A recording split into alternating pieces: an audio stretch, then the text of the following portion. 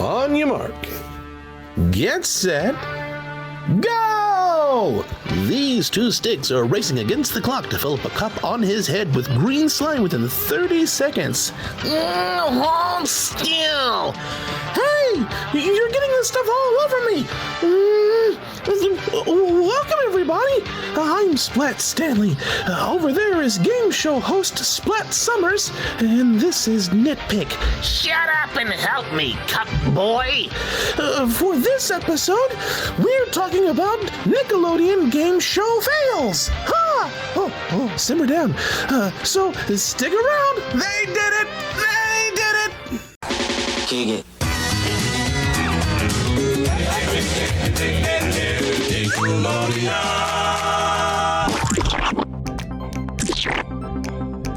Welcome to Slime Attack, a podcast honoring the slime-filled past, honoring the past of slime. I'm your wienerized, pie-throwing puppet, Manny. And I'm your storytelling temple owner, Jordy. And I'm your prize announcer, Alex. Now, guys, so many times we do these, we usually flub up the lines a little bit. So don't. It's okay. Reading. I'm don't have to. I think I got Furious that right now. No, almost as if this whole episode is about fails. Maybe Which is the truth. Theme. That is the theme. Yeah, we are talking about Nick Game Show fails for this episode. Indeed, we are. And I'm excited. This was something that Jordy had brought up on our meeting because you get a kick out of this kind of stuff, don't you?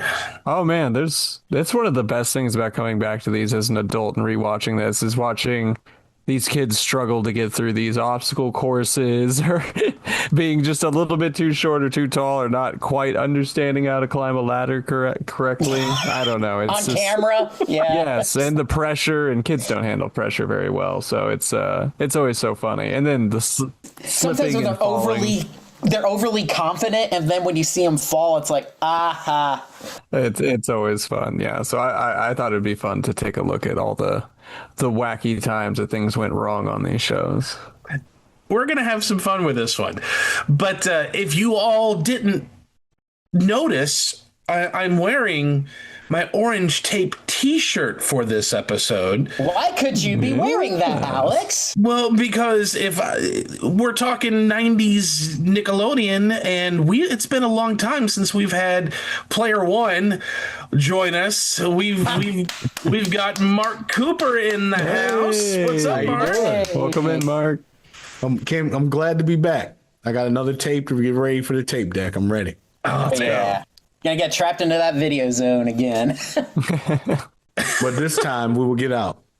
But yes, we've got Mark Cooper joining us for this episode.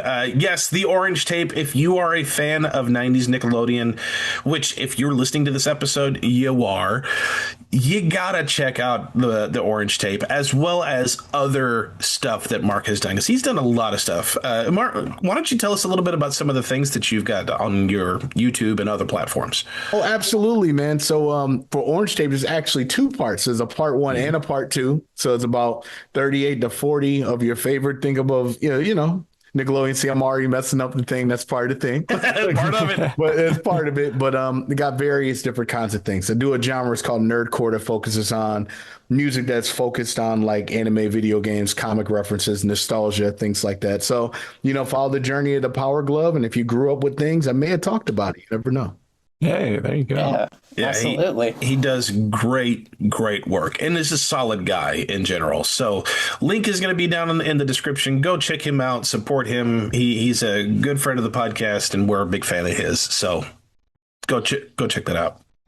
For this episode, we are talking 90s game show fails. There's a lot of Nick game shows. A handful of them we probably won't really mention because so few people have actually watched them. So shows like Make the Grade and Think Fast and Finders Keepers. What would you do? You're on. What would you do is littered with fails, but that's kind of the point. But because Nickelodeon, I mean, you take the main three: Guts, Legends of the Hidden Temple, Double Dare. You take those three, you've already got a lot to talk about. That's not to mention Wild and Crazy Kids and Figure It Out, which even then, Figure It Out doesn't have a whole lot of things that would be considered failure in it. Maybe some really bad contestants with really lame talents. But, Or watermelon eating too. So yeah. so let's not belabor this anymore. We're going to jump straight into it. I have spent a lot of time watching Guts. Jordy has been watching a lot of Double Dare. Manny has been watching a lot of Hidden Temple, and Mark has been working diligently on his work. So he's going to throw in there with things. He's going to give us some commentary, and if he knows anyone in particular. I'm actually going to start with you, Mark. When you think Nick Game Show fails, what's the first one that comes to mind? Nick Game Show fails. See, the thing is about Nickelodeon is that there was so much comedy in it, you almost think it's staged because it's so ridiculous. But like, oh man, you know what? I think I'm gonna go into Guts territory with this one. So the thing is with Guts, everybody who was playing sports or something in the summer watching Wild and Crazy Kids, everybody's super excited about, oh, well, it's competition and it's like American Gladiators. It's incredible for kids. And everybody wants the Aggro Crag and wants to climb it. People are making forts in their house and destroying their couches just to make an Aggro Crag, like stuff like that. But the thing is that always got me is when you start watching the energy of the kids before they get on stage, because Mike O'Malley would call them out and he'll be like, this person is coming all the way from New Jersey. Let's give it up for Michael. And then you see them and they're like, yeah, I'm Michael. Brad from Lake Bradley High School. Jimmy, the psycho. Quack, quack, quack, quack, quack. And then there was one part, I think it was like the final season in Global Guts. There was a kid, I don't know if he practiced his look or his expression, but he looked menacing, right? So I'm like, oh, he's about to really do it. It's like, here comes Michael. And he makes him like the meanest pit bull Rottweiler mixed face I've ever seen. And you have no choice but to laugh. And then I like completely forgot about everybody else. It's like if he needed stage presence to win, he just give him the Crag. We don't even need to do anything else. And then when you find out and watch the episode, he lost. So then you think about in your head, what is his parents thinking after they got this on camera and he got back in that caravan with the family and it was just dead silent? Really thought you were going to win that. No more McDonald's on the way home. Yeah. Well, just to piggyback on that for just a bit, since we're talking Guts, I'll mention a few things as far as failures go, and then we'll pass the buck. But a lot of times in game shows, and most of these, obviously, we're going to be talking about fails from the contestants themselves. But I'm actually going to start with Guts, as in the people doing the show, Guts, not the contestants, because there's a couple of instances where I'm like, can't you guys, what were you thinking?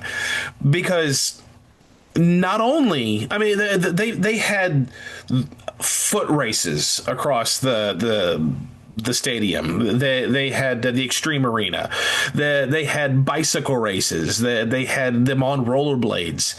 But why would you put them in moon shoes? Oh, the moon shoes. Yes. I'm guilty and had a pair, but I never wore them in the house because I was scared of what you could do. Yeah, I mean, how high you could Stuck in the jump. ceiling.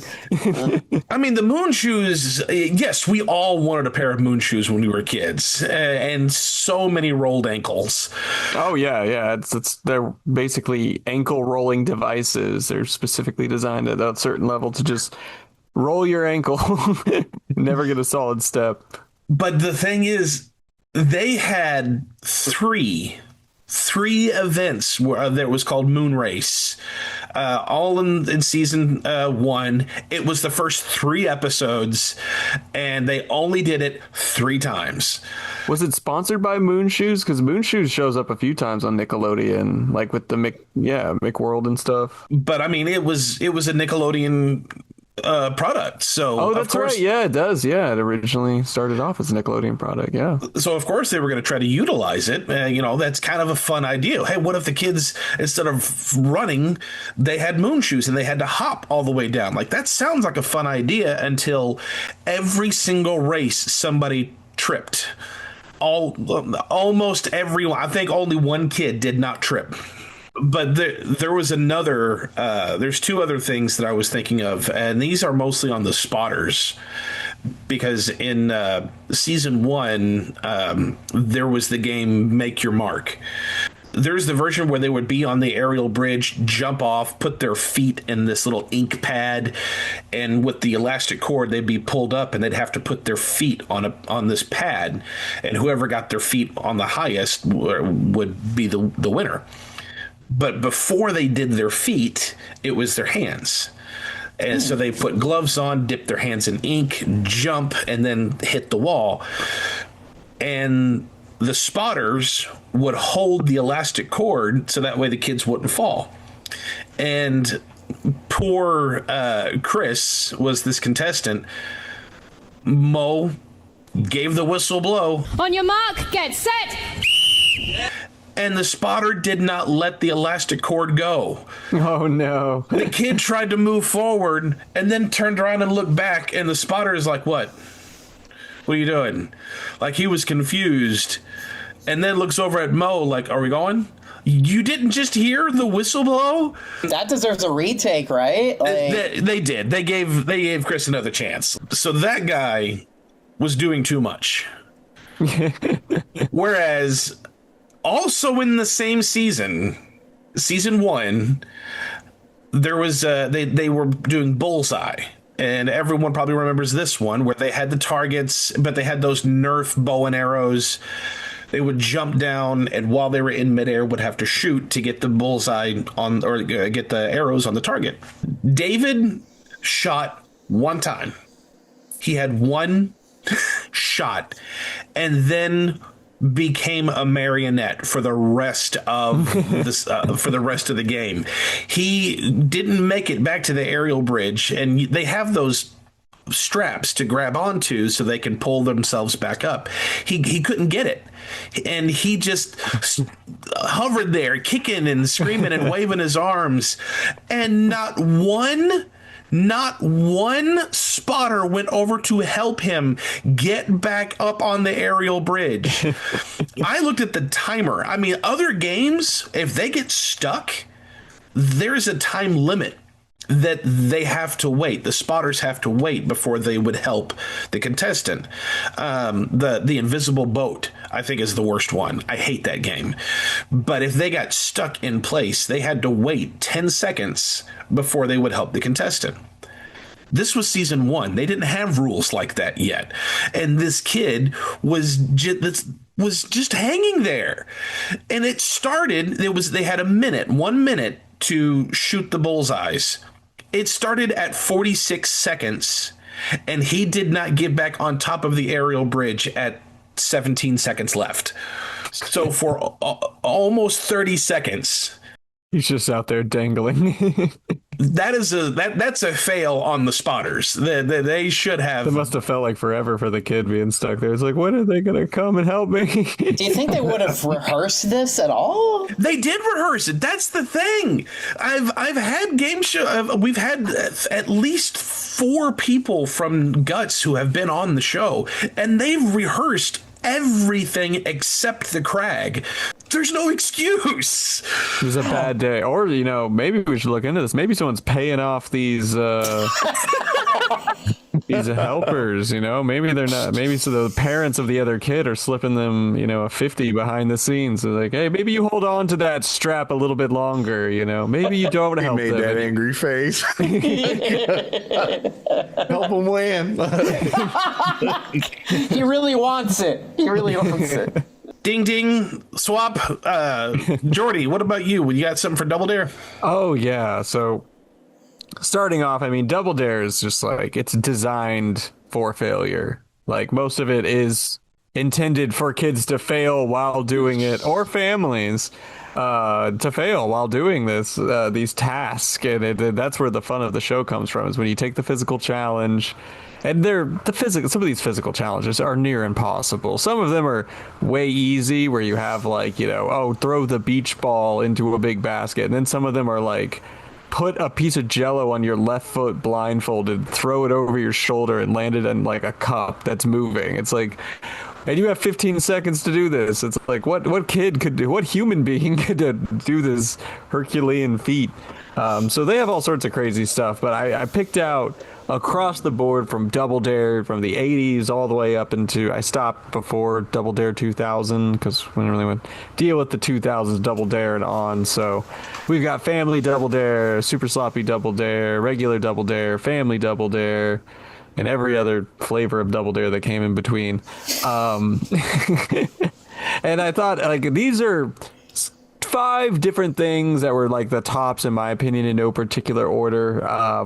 I'm going to start with this one, which I think is probably one of the worst cases in all of the things. When we've seen this every time, where there's a kid going through the obstacle course, and the obstacle course has the most amount of stress because you've made it this far. You finally get to do the obstacle course. You got to make it to the end.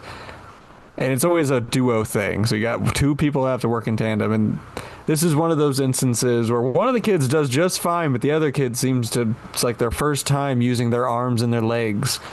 And they get to the slippery slide that they have to climb up. And they just, for literally the entire clock, they burn out the entire clock for, I think it was like 30 seconds or something like that, of just repeatedly slipping their feet on and grabbing the sides of the slide where there's the handles. Yeah. And it's like something's not clicking in their head that they need to use their hands more than their feet. So it's like watching on repeat, just somebody running in place on this slide for 30 seconds straight, making no progress. And there's Mark is right there on the side because he's always trying to help the kids, right? So he's standing there, he's like, grab here, pull yourself up, and they're just not registering in the kid's head. Oh man, it's so funny. It's just on loop. That kid just keeps trying and trying and trying till the very end of the clock. I feel so bad for the partner in that, because it's like, I didn't even get a chance. You wasted out the whole clock on the first thing, basically. Oh man, so that one was particularly bad, and that was on the obstacle course. And then following that, there's those times where you do everything right and you get right up, you get like through all 7 of the different obstacles, and you're on the 8th obstacle and it's down to the last second, and those are the ones that are the worst, when a kid's like trying to grab it. You can see you're cheering for them, like they're gonna make it, they still have enough time, they get to that last thing. And in this particular case, it was the sandbox, so they have to dig through the sand, which is one of the worst for finding the flag. And it's like so that sad. The nose or the sandwich. Yes. And another one I'll mention in a second that was retired because of how bad it was. But the kid's digging through the sand, and it's like in this one last half of a fraction of a second, Mark Summers notices the flag sticking out of the sand. He tells the kid, it's right there. And you can see the kid like just start to register that where it's at and go to grab it, and clock runs out. And then Mark walks over and you can see he pulls out the flag. It was so close. Those kids almost had it. But they got 7 of them, but those are the worst when the kid get so close. You want them to win. And just a hair's distance from winning. So putting a clock on it really adds the pressure and puts a cap on what you can do. I think. Yeah, it takes a fun obstacle and turns into a saw trap. that That and what makes it even crazier is that the music, the person playing the track makes it like rent is due. Like they just like, you not gonna find it. Could you imagine if they replaced the Double Dare song like that they would play during the obstacle course and replace it with the "You're About to Drown" music from Sonic? Oh, God.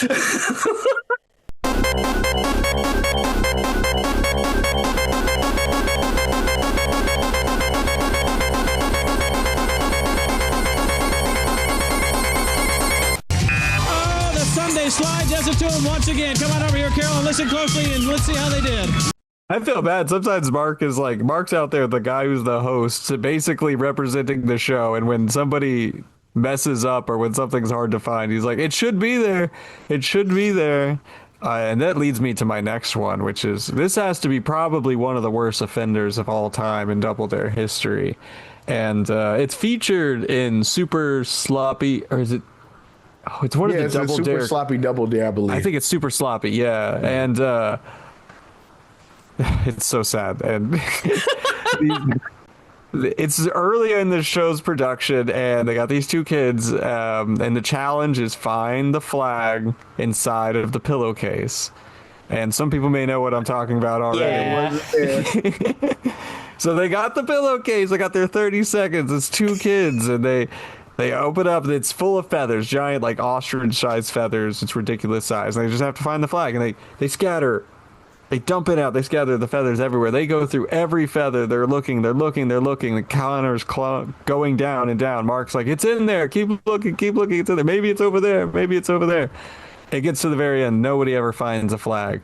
Well, then it turns out there never was a flag. Somebody forgot to put the flag in the pillowcase. So these poor kids are like going insane, thinking, oh no, I'm failing, only to realize they could have never won. And you think it would be bad enough there, right? So they put the flag, they're like, okay, we're going to go again, we're going to give you a fair shot. Flag's definitely in there this time. There's no way we'd make this mistake twice, right? We wouldn't possibly send two kids to try to do something that they couldn't possibly win at twice, even knowing we just did it once. Well, they start the timer. The kids dump out the pillowcase. They're looking, and they feathers everywhere. They look. Mark says, look there. Maybe it's over there. Timer runs out again. No flag found. Turns out, somehow, the flag never made it in a second time. 2 times in a row, these kids go through this. And at this time, it's like, first time, shame on me. Second time, or first time, shame on you. Second time, shame on me. Whatever it is. Third time, you're just like, I don't even know if I should keep participating. But these kids give it their shot. They do it.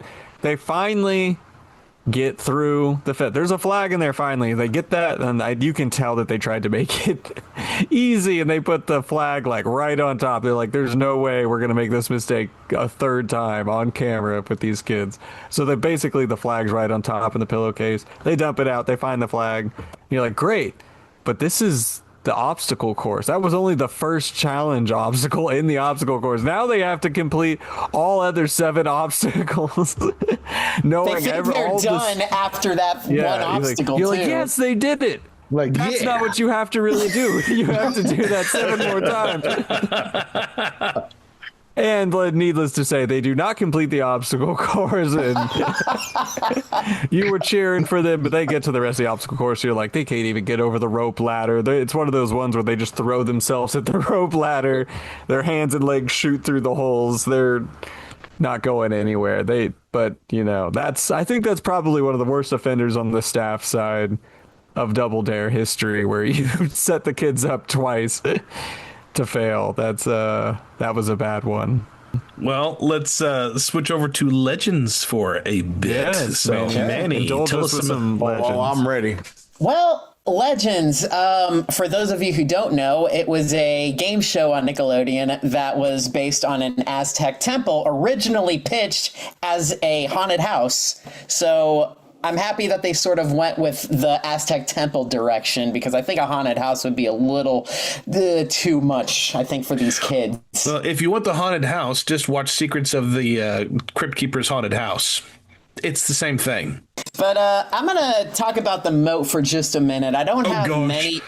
I don't have very many fails listed for the Moat, but there are issues because you're trying to work with a partner, and Jordy brought this up earlier, where it's like sometimes you have a good partner and most of the times you don't. And it's really tough because these kids, they don't know each other. They're in a room and you're put with this person, you're put with this person. And then you have to shake hands and be like, I hope you're a good person. So then you have to start. And you know how kids are awkward, I think. So they probably don't know how to communicate teamwork. Some of them do. And you could definitely see when a team is working together and when they're not. Most of the time is like when they either don't listen to direction or when the other person is supposed to be carrying them, like let's say they're on a raft and you have to take them to the other side, they do it the wrong way, so a team gets disqualified, which actually did happen because they crossed the moat the wrong way. They made it through twice, hit the gong, and it didn't work because of that very reason. And I just think that it was a little tough because since it was a new type of show... A little tough? A little tough, well, yeah. It was a whole lot tough. That was a great barrier, man. That moat, man, that shaved off a lot of people. I mean, whether you, like you said, listen to directions or whether you even had the ability to get across. And they made variations of the moat as time went on.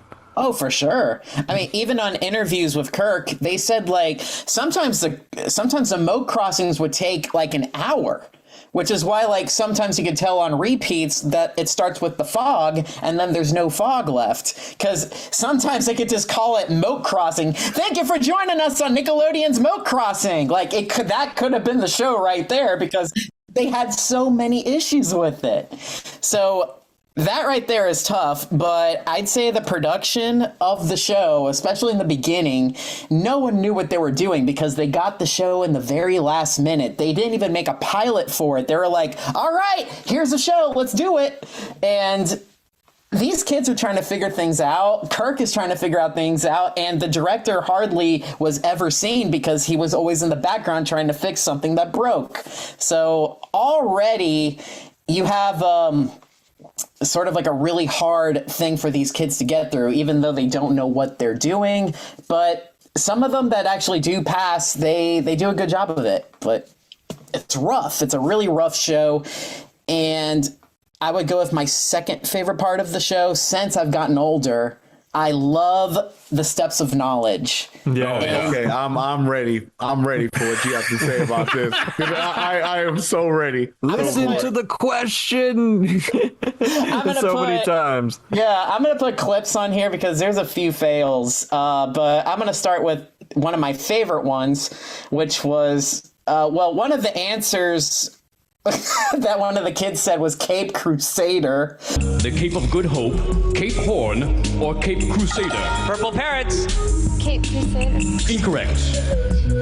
My other favorite one is the Colonel Sanders line, and the kid answered that with all confidence. Who leaded this war? Colonel Sanders! General Grant, General Custer, or Colonel Sanders. Silver Snakes. Colonel Sanders. Incorrect. The other one, too, was like the answer was supposed to be the Achilles heel or Achilles tendon. And the kid answered, The part at the bottom of your foot. That's not one of our three choices. The other one was like, this is a famous one, too. Polynesians, and he hits the mark and says, Polynesians! And the partner looks at them with like... The natives of Tahiti are called Polynesians. Blue Barracudas. Polynesians. That is not one of our choices. The other answer, too, is... I think it was on the Wild Bill Hickok and the Dead Man's Hand. So the answer was supposed to be, where did Wild Bill have his ranch? And one of the answers that the Red Jaguars gave was Fort Worth. And the girl answered with full confidence, and Olmec completely cut her off and said, incorrect! Red Jaguar. Fort Worth. Incorrect. So, yeah, I think the Steps of Knowledge was also something where I don't really know what the production was like since I wasn't there, but do you think that Olmec tells the story, or do you feel like these kids hear variations of this from producers and then they're like, all right, answer these? Because the kids had to do these all in order. From the interviews that we've had, because again, we've had several Hidden Temple contestants, they have said that one, they had the story in the green room when they were waiting.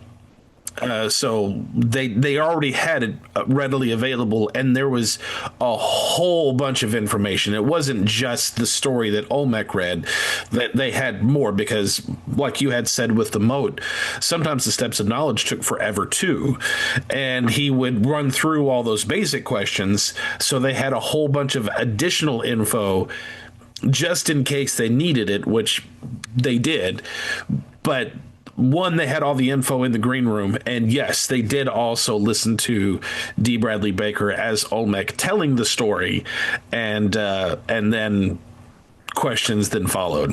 I see why he would be mad. So you mean to tell me that after they ate pizza and went through this crazy boat, and the next thing you got to do is remember basic general questions?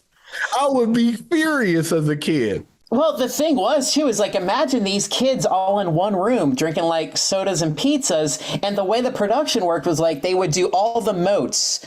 So they did four shows a day. So they did 4 moats, 4 hours of Steps of Knowledge, and 4 hours of temple games. And finally, they would run the temple. The temple would be the last thing. And the very first episode of shooting, it took 18 hours. And it was like 11:30 at night, and they were running through the temple. And then finally, the next day or the next week, they fixed things up where it's like, all right, you have enough to do 4 shows a day. So it's crazy. It's crazy. So yeah, D. Bradley Baker was probably just fed up with, do you guys not listen? You've heard me tell the story. You had the info in the green room. What have you been doing this whole time? At least he had Olmec to hide behind so that people didn't have to see his reaction, because I'm sure that's probably why they tried to think about changing voices. He did show himself. D. Bradley did show himself every now and then to the contestants, and he would do like a raptor walk where he would be like, ah! He would do that, and it would just make him laugh, and it would put the kids at ease, because he's a good voice actor, and this is, I think, his first major role. Mark, do you have any other fails that you can remember? Well, first off, I want to stay on Legend of the Hidden Temple because I want to show you the one fail of the show that everybody knows for sure, and I actually have one. This is one of those first times I can do a Nick corner. I think I know where this is going. I think I know where this is. We know exactly where this is going. It is right here. This thing right here. There could be a dedicated just fails of that show dedicated to that single room. This room has caused travesty amongst children. The 3 It's just 3 pieces. Shrine to the Silver Monk. Man, he falls apart. Has to be by far the most nerve-wracking fail I have ever seen in game show history personally. I know it's not them, but it also lets you know, like, thinking, we were kids and we're like, it's 3 pieces. How is this so difficult? But when you get older, you realize there is a 3-minute timer. You are walking through a temple where a person you don't know pops up and scares the life out of you, not once or twice. Then you got your partner like, wow, they got super far and they got scared twice. And if I get caught, we lose. And then you're not even getting prizes that's worth losing for. Yeah, you don't get the CD player or the remote control truck. You know? Exactly. And then on top of that, you said it's going like 11, 12 o'clock at night. Them kids are exhausted, getting spooked by people they don't even know. But then you get to the easiest piece and you put it on wrong. They got guided tours at the beginning, too.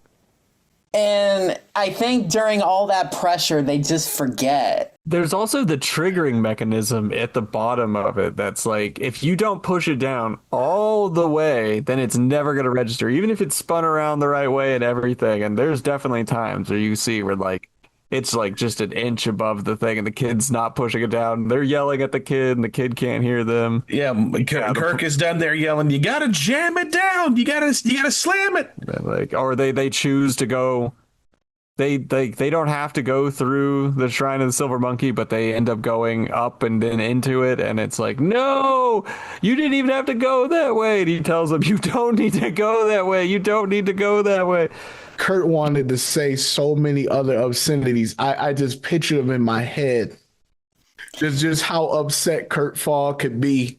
Just watch, like, we went through this 6 hours, Crystal. 6 hours. I imagine his only peaceful time is when he's being suspended in the rafters before the show starts, and they lower him down. Moments away from everybody. He's like, all right, Kirk. Thank you. Good to see you. Nice to see you, old Nick. But there were also mistakes in the Temple games as well. Oh, yeah. There were points where kids didn't have footholds to do things, and then the staff just kind of looking. And then that's how you know it's bad, because the music comes back and it's not supposed to. Like, do, do, do, do. Like, that music come back, that's when you know. Oh, absolutely. Roll the commercial, please. I got a couple listed here, too, but I'll get to those later, too. When Kirk comes over, he's like, what you would have done is this, but you didn't do that. You just kind of floundered around for 30 seconds. Kurt will definitely tell you what you did wrong just to get the other team to pin to the light, just for the sheer value of doing it. Oh, yeah, for sure. You just couldn't get it right, could you? The team couldn't get it right, but we give the Silver Snakes half a pin to the life. Or when they have to break a tie, it wasn't expecting a tie. They're like, we bring the podiums back out. I got another question for you that you don't remember. This one wasn't in the green room. Right, this was not in the green room. We'll go into guts for a bit, because we were just talking about the track that is around the Extreme Arena. And at first we were talking about Moon Shoes and how that was really production's fault. There were quite a few, I don't want to say relays, but they had those sprints that went all the way around. They had Tornado Run, which was just simple. It was just a foot race. And all three of them are in their own lane, and they just got to book it. Of course, they have obstacles in the way. But Tabitha in season 2, they had this ramp that she had to run up and run down.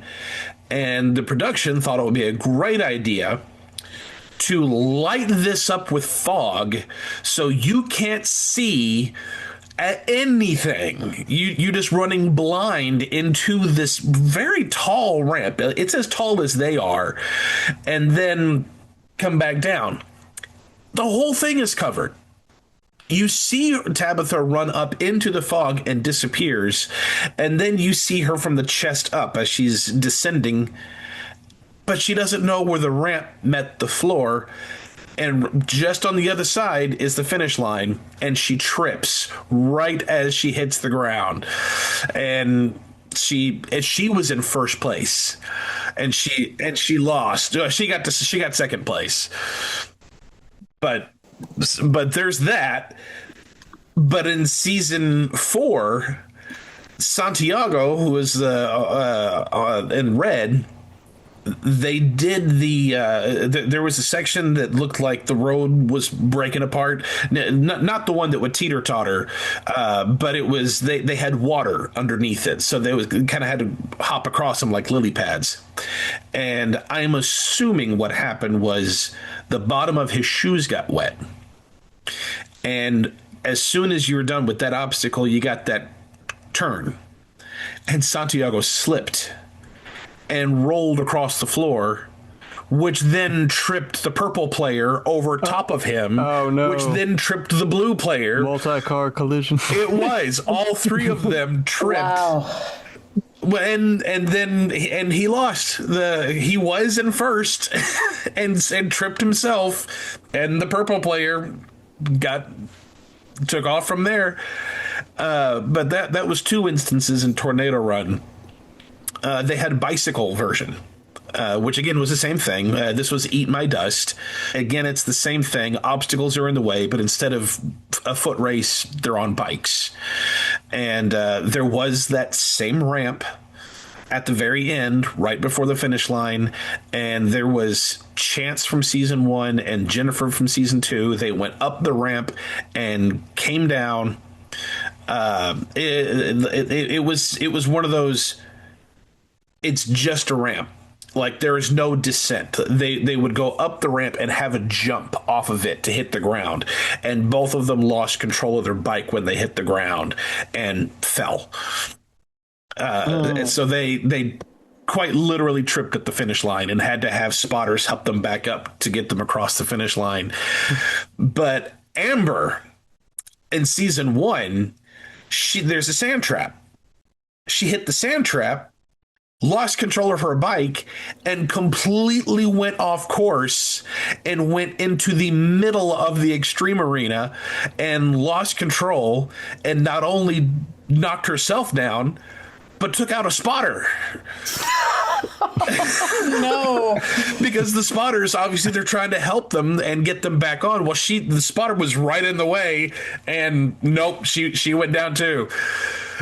And the last one that's within this sort of family, they had 2 names for it, but it was the exact same thing. They had Wild Wheels or Mad Max, which was this 3-wheeled tricycle sort of thing. Mm-hmm. Yeah. But there's no steering wheel, and they don't use their hands at all. It would be their body weight. So they would pedal with their feet, and then they would have to shift their weight left or right on how it's supposed to steer. And in season 1, there were only 2 big wipeouts. Only 2. There was a lot of times when they looked like they're going to fall over, but for the most part, they don't. There's very few accidents with these things. Again, just 2. Just a few. Just 2. Just 2. Reagan was in season 1, and she just takes off, and immediately, the very first turn, she cut a corner, and they lose time for getting off the track. So she lost 1 for getting off course. And then there's this bridge where she goes up a ramp, and she ran straight into the wall of the bridge, like a covered bridge. And then the whole thing shifted sideways. So then the spotters had to come in, pull her back, line her up, and then take off. And she almost ran into the wall a second time, and she had to adjust very quickly. And then there was another ramp that she goes up, comes down, and as she was coming down, she got too close to the lip. There's not a wall, there's just a lip that's maybe an inch or 2 that's supposed to keep these things from going off. Nope. That side wheel went right over the edge, and then she tumbled the whole thing, head upside down. And they managed to. She almost ran over her own hand when that happened. Gosh. Wow. That was almost a really bad accident, and that was at the finish line. But her hand reaching across, trying to keep herself from getting hurt, past the finish line, so she didn't lose her place, which was nice. Hey. But in season 4, Alexi just had a turn. That's all it was. He went through the first turn, which then was leading up to the speed bumps, and he overcorrected himself and completely barrel rolled the cart. It looked like an action movie because the camera angle was low. Like, you see him start to turn, and then the camera cut, and then bam, bam, and he is upside down, like head is on the ground. If he did not have that helmet, that would have been an injury. Yeah, it would have been really bad. It's like painted the wall, probably. And I mean, that dude was cooking. He was booking it fast, and then lost control super quick.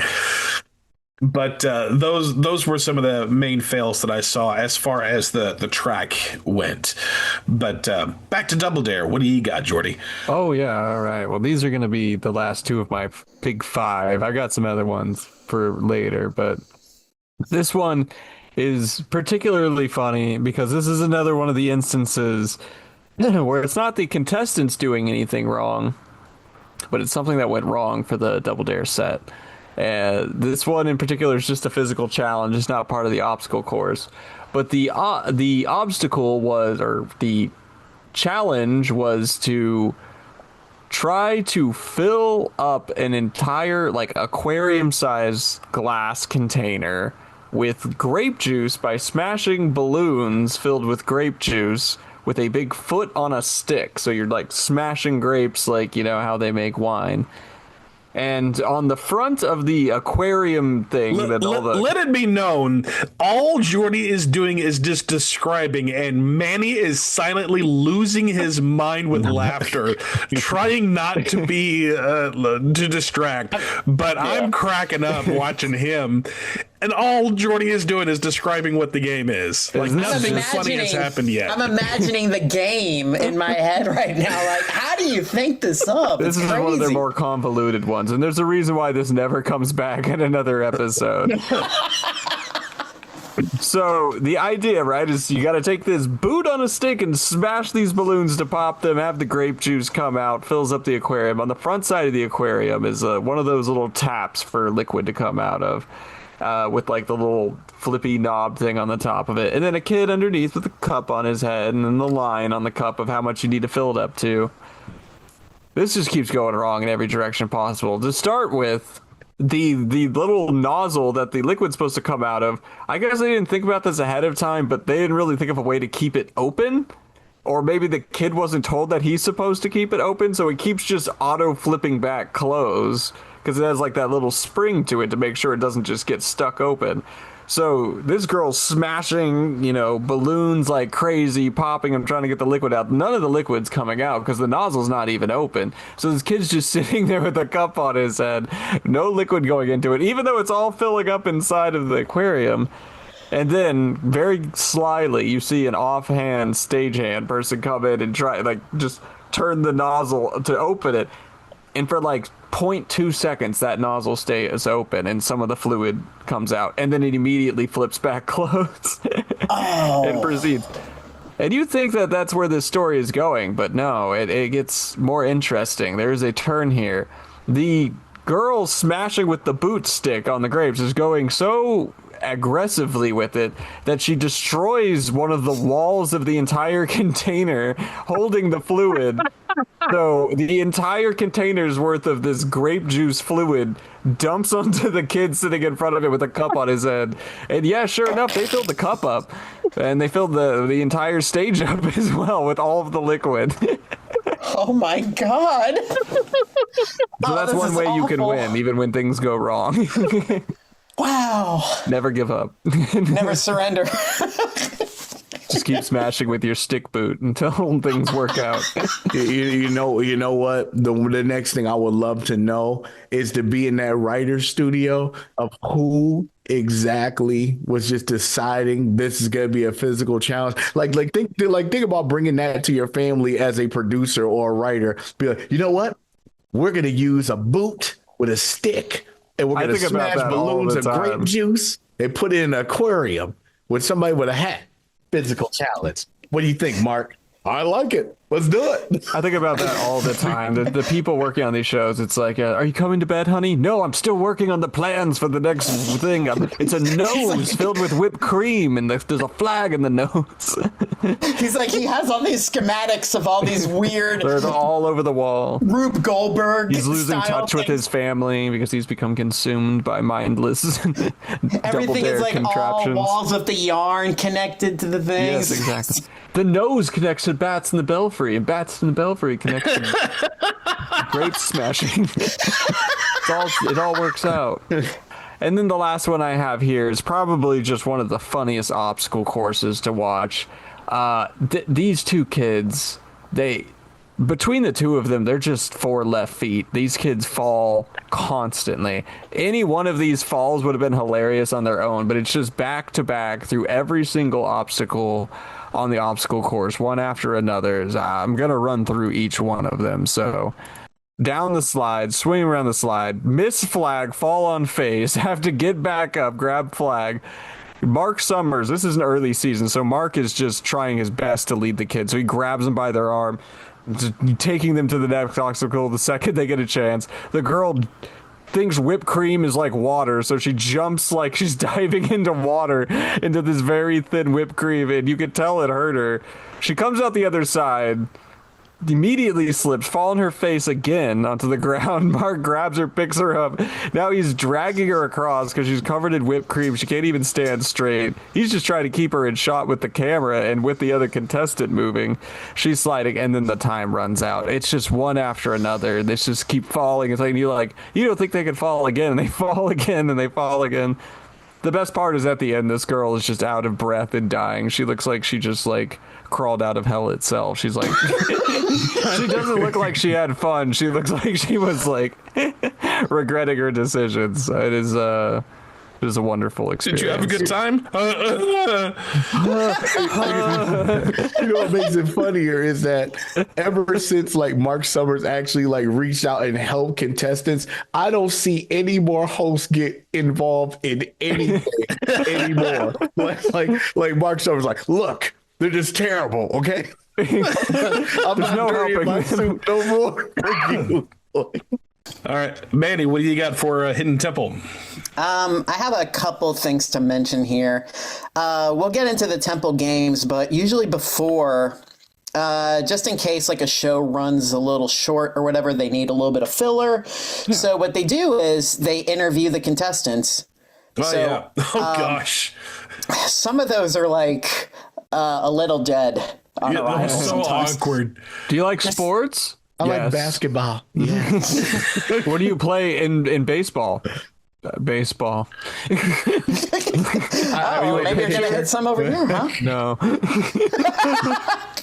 There's one of them has a big menagerie of glass figurines, and I was like, I don't know how that's gonna help you going through the temple, but we'll see. Let's hear for the purple parrots. But it's always the purple parrots. Yeah.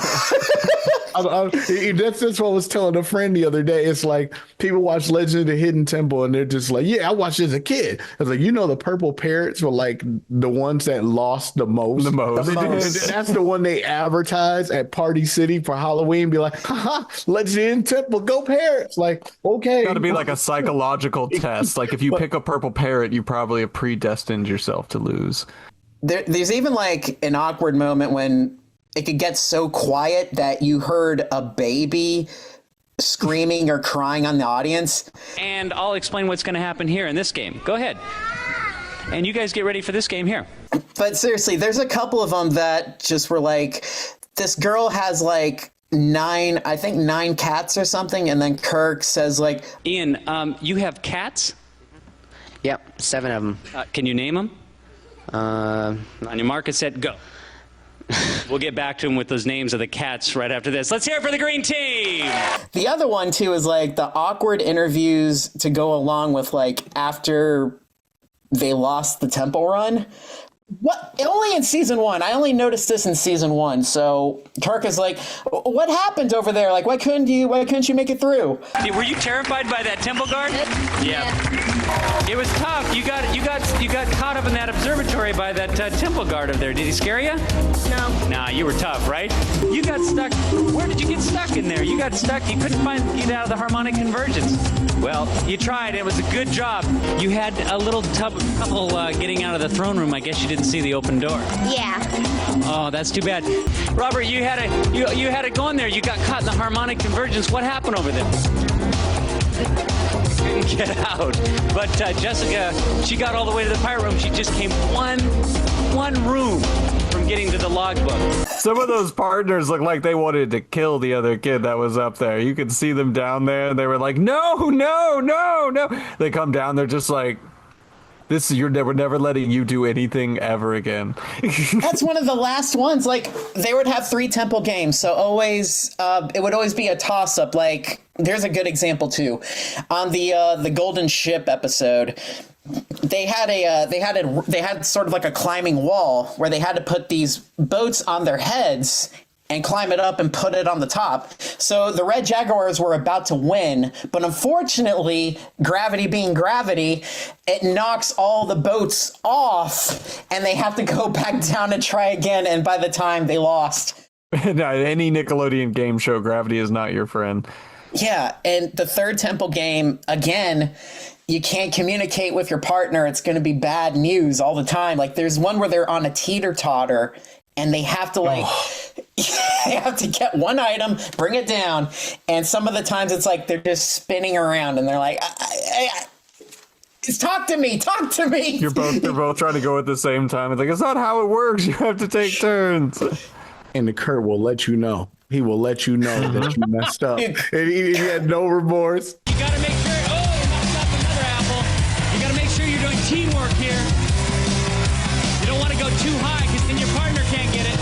Also, one of the crew members, just like Alex mentioned in Guts, or is like, I think you messed up here. So again, with the Golden Ship episode, the spotters were supposed to put wigs onto these little mannequin heads, and they had to climb up this, it looks like sort of like a fish tank or something, where there's peanuts all around them, and they're trying to crawl out or whatever. And they were supposed to put on 4 wigs. It only had 3 wigs. So obviously a spotter forgot to put the 4th wig in there because they were just looking for him frantically. I mean, the team won, but it's like, what happened to the other wig? We expect perfection in our obstacle courses. We cannot be short a wig. Do you wear wigs? Will you wear wigs? When will you wear wigs? I want to know that post-production meeting right after that show. So, David, what happened? You just get called into a room with Olmec. It's just an office room with an Olmec at the end of the table. Olmec would be on the desk or behind the desk? He's the wall. You walk into the room, whole wall and on the other side. There's no furniture, just a giant wall. It's Olmec's head. What did you do? I'm sorry, that was not an option. And then you get dropped through the floor. Well, Mark, anything else that comes to mind before we switch to our commercial break? Okay, I know one. But normally a lot of, I was going to bridge off of Guts before, about all the different trampling and rolling around. The parts that was crazy is how Mike O'Malley literally showed no interest into what happened to them. He was, oh, that was crazy. Back to you, Mo. And you he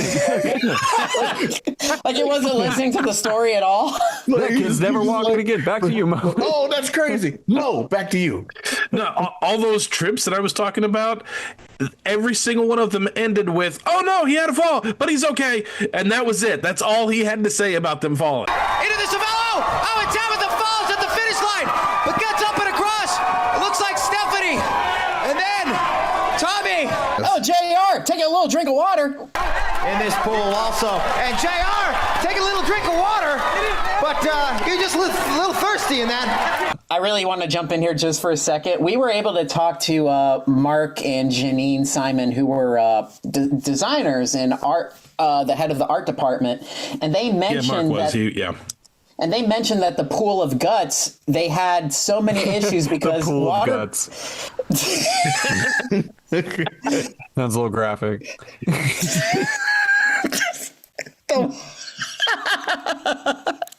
The water was 3 feet deep, so it kept on overflowing. So they had to stop and just drain it and then fill it up again.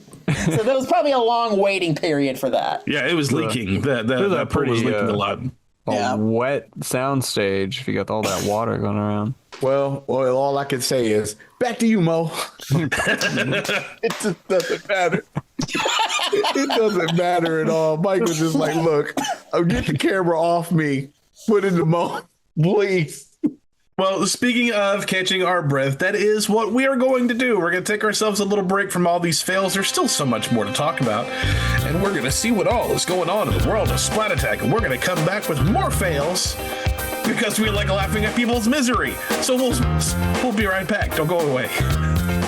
Going that way will take you into the room of forgotten memories. Huh? Forgotten memories? I don't remember this room. Because it's forgotten, you splinter. I'm trying to get through this hidden temple looking for the special artifact. Actually, it's a basement. Be quiet, you dog's tongue depressor.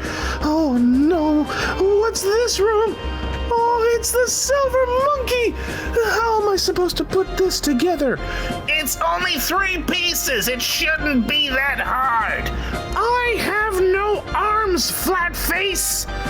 We'll be right back while I try to figure out how to do this. Thank you for tuning into this episode of Splat Attack. If you are liking what you see or hear, hit the like button, hit that notification bell, and subscribe. Also, hype our video. You can do it 3 times a week to help more folks find us. Yay! That's a win, not a fail. We want to thank you for watching and your support, but if you want to support us in another way, check out patreon.com/splatattack, where we have bonus content, watch parties, which we call slime streams twice a month, and a chance to pick our next topic. Become a Gackoid today. You'll be glad you did it. What's behind door number 1? Why, it's shirts. Head over to bonfire.com/store/SplatAttackStore with hyphens in between to check out our radical shirt designs to get your inner 90s child. We also customize. And behind door number 2, we have bugs. Check out bonfire.com/store/SplatAttackStore with hyphens in between and become a radical 90s adult today. Uh-oh, time to switch personalities with this episode battle between The Tick and Wienerville. Watch and see which one will become triumphant. Tune into this brain switch of an adventure next time on Splat Attack. Look, he's got it! He's got the monkey together! Now he just needs to grab the golden microphone!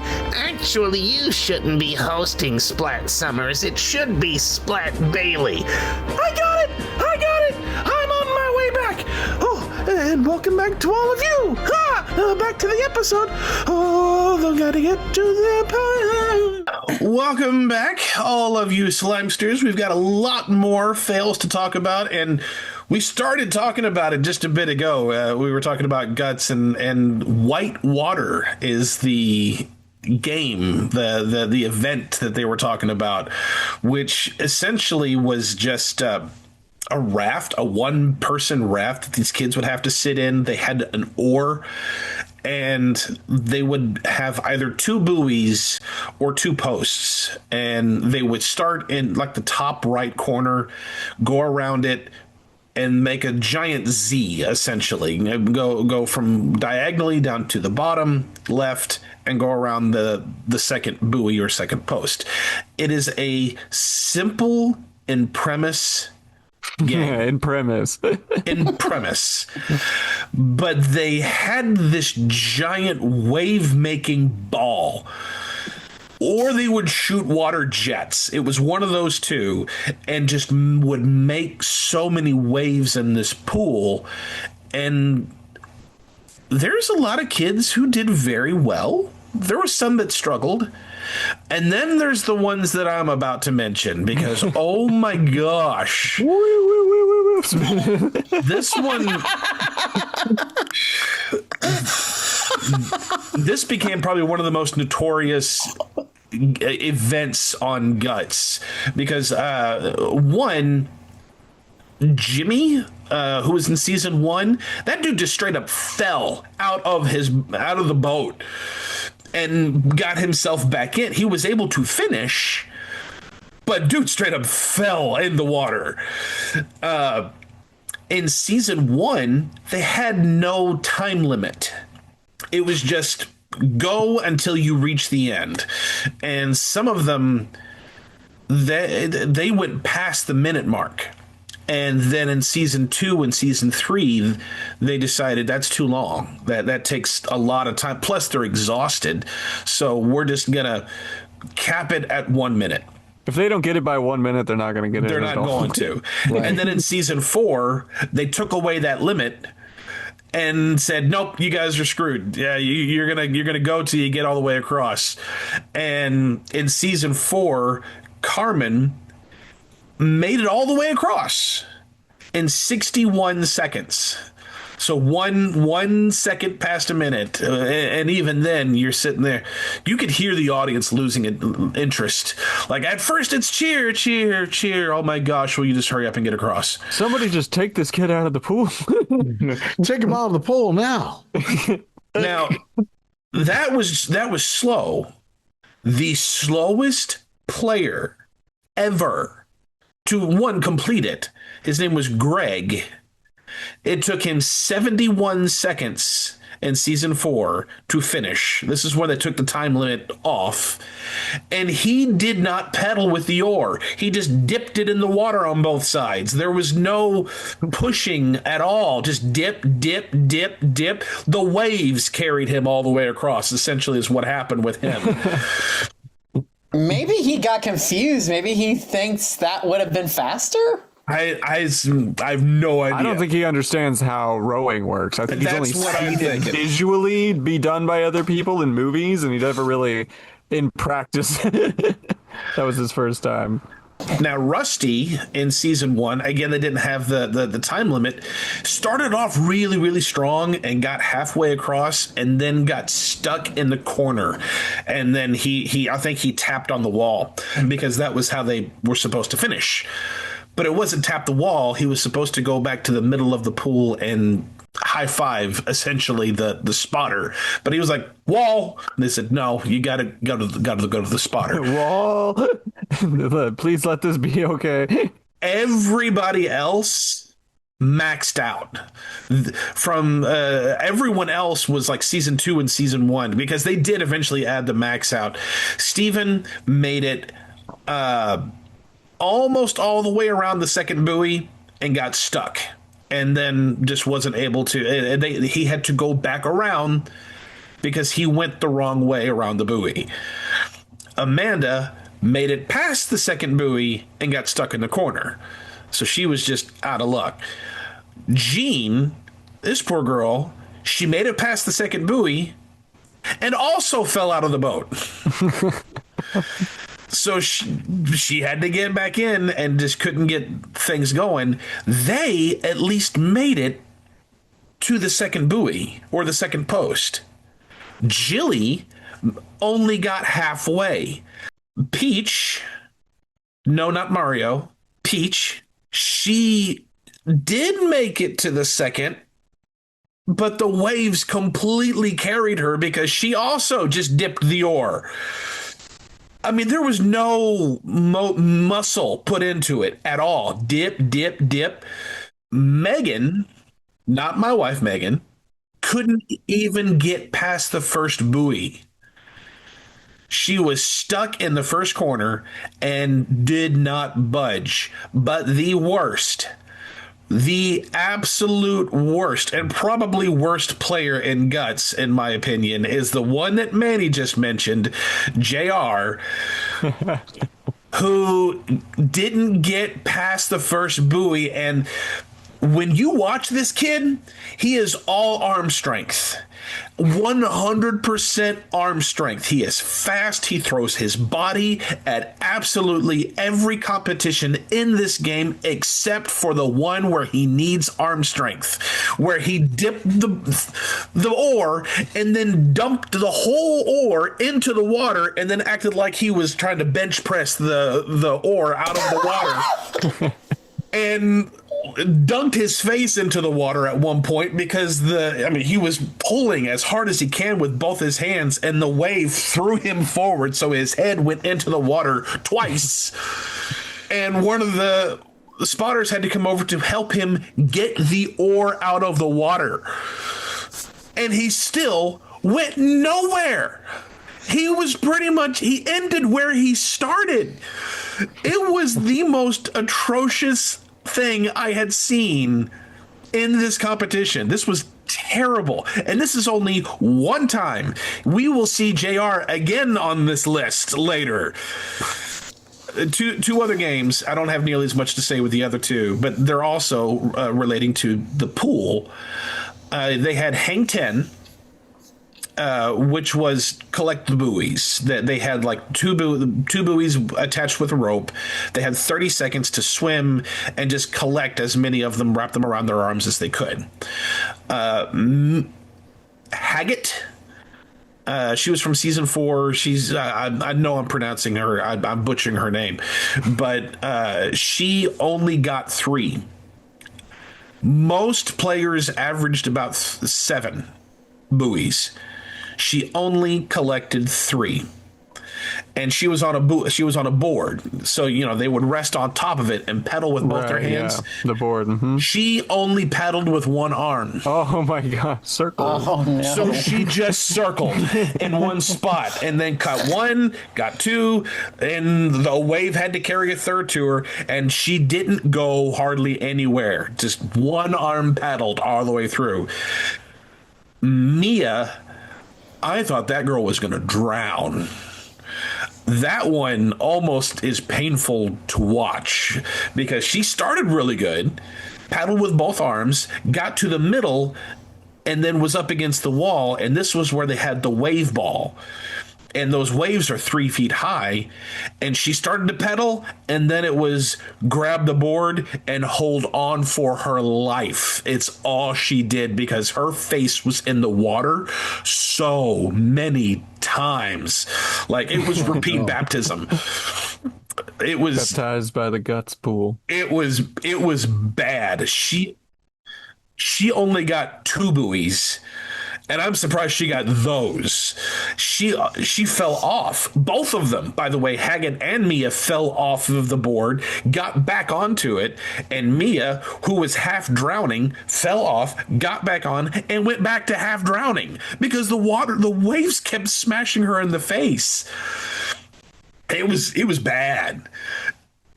And I think that was because she was up against the wall. If one of the spotters had helped her get away from the wall, maybe the waves wouldn't have been as bad.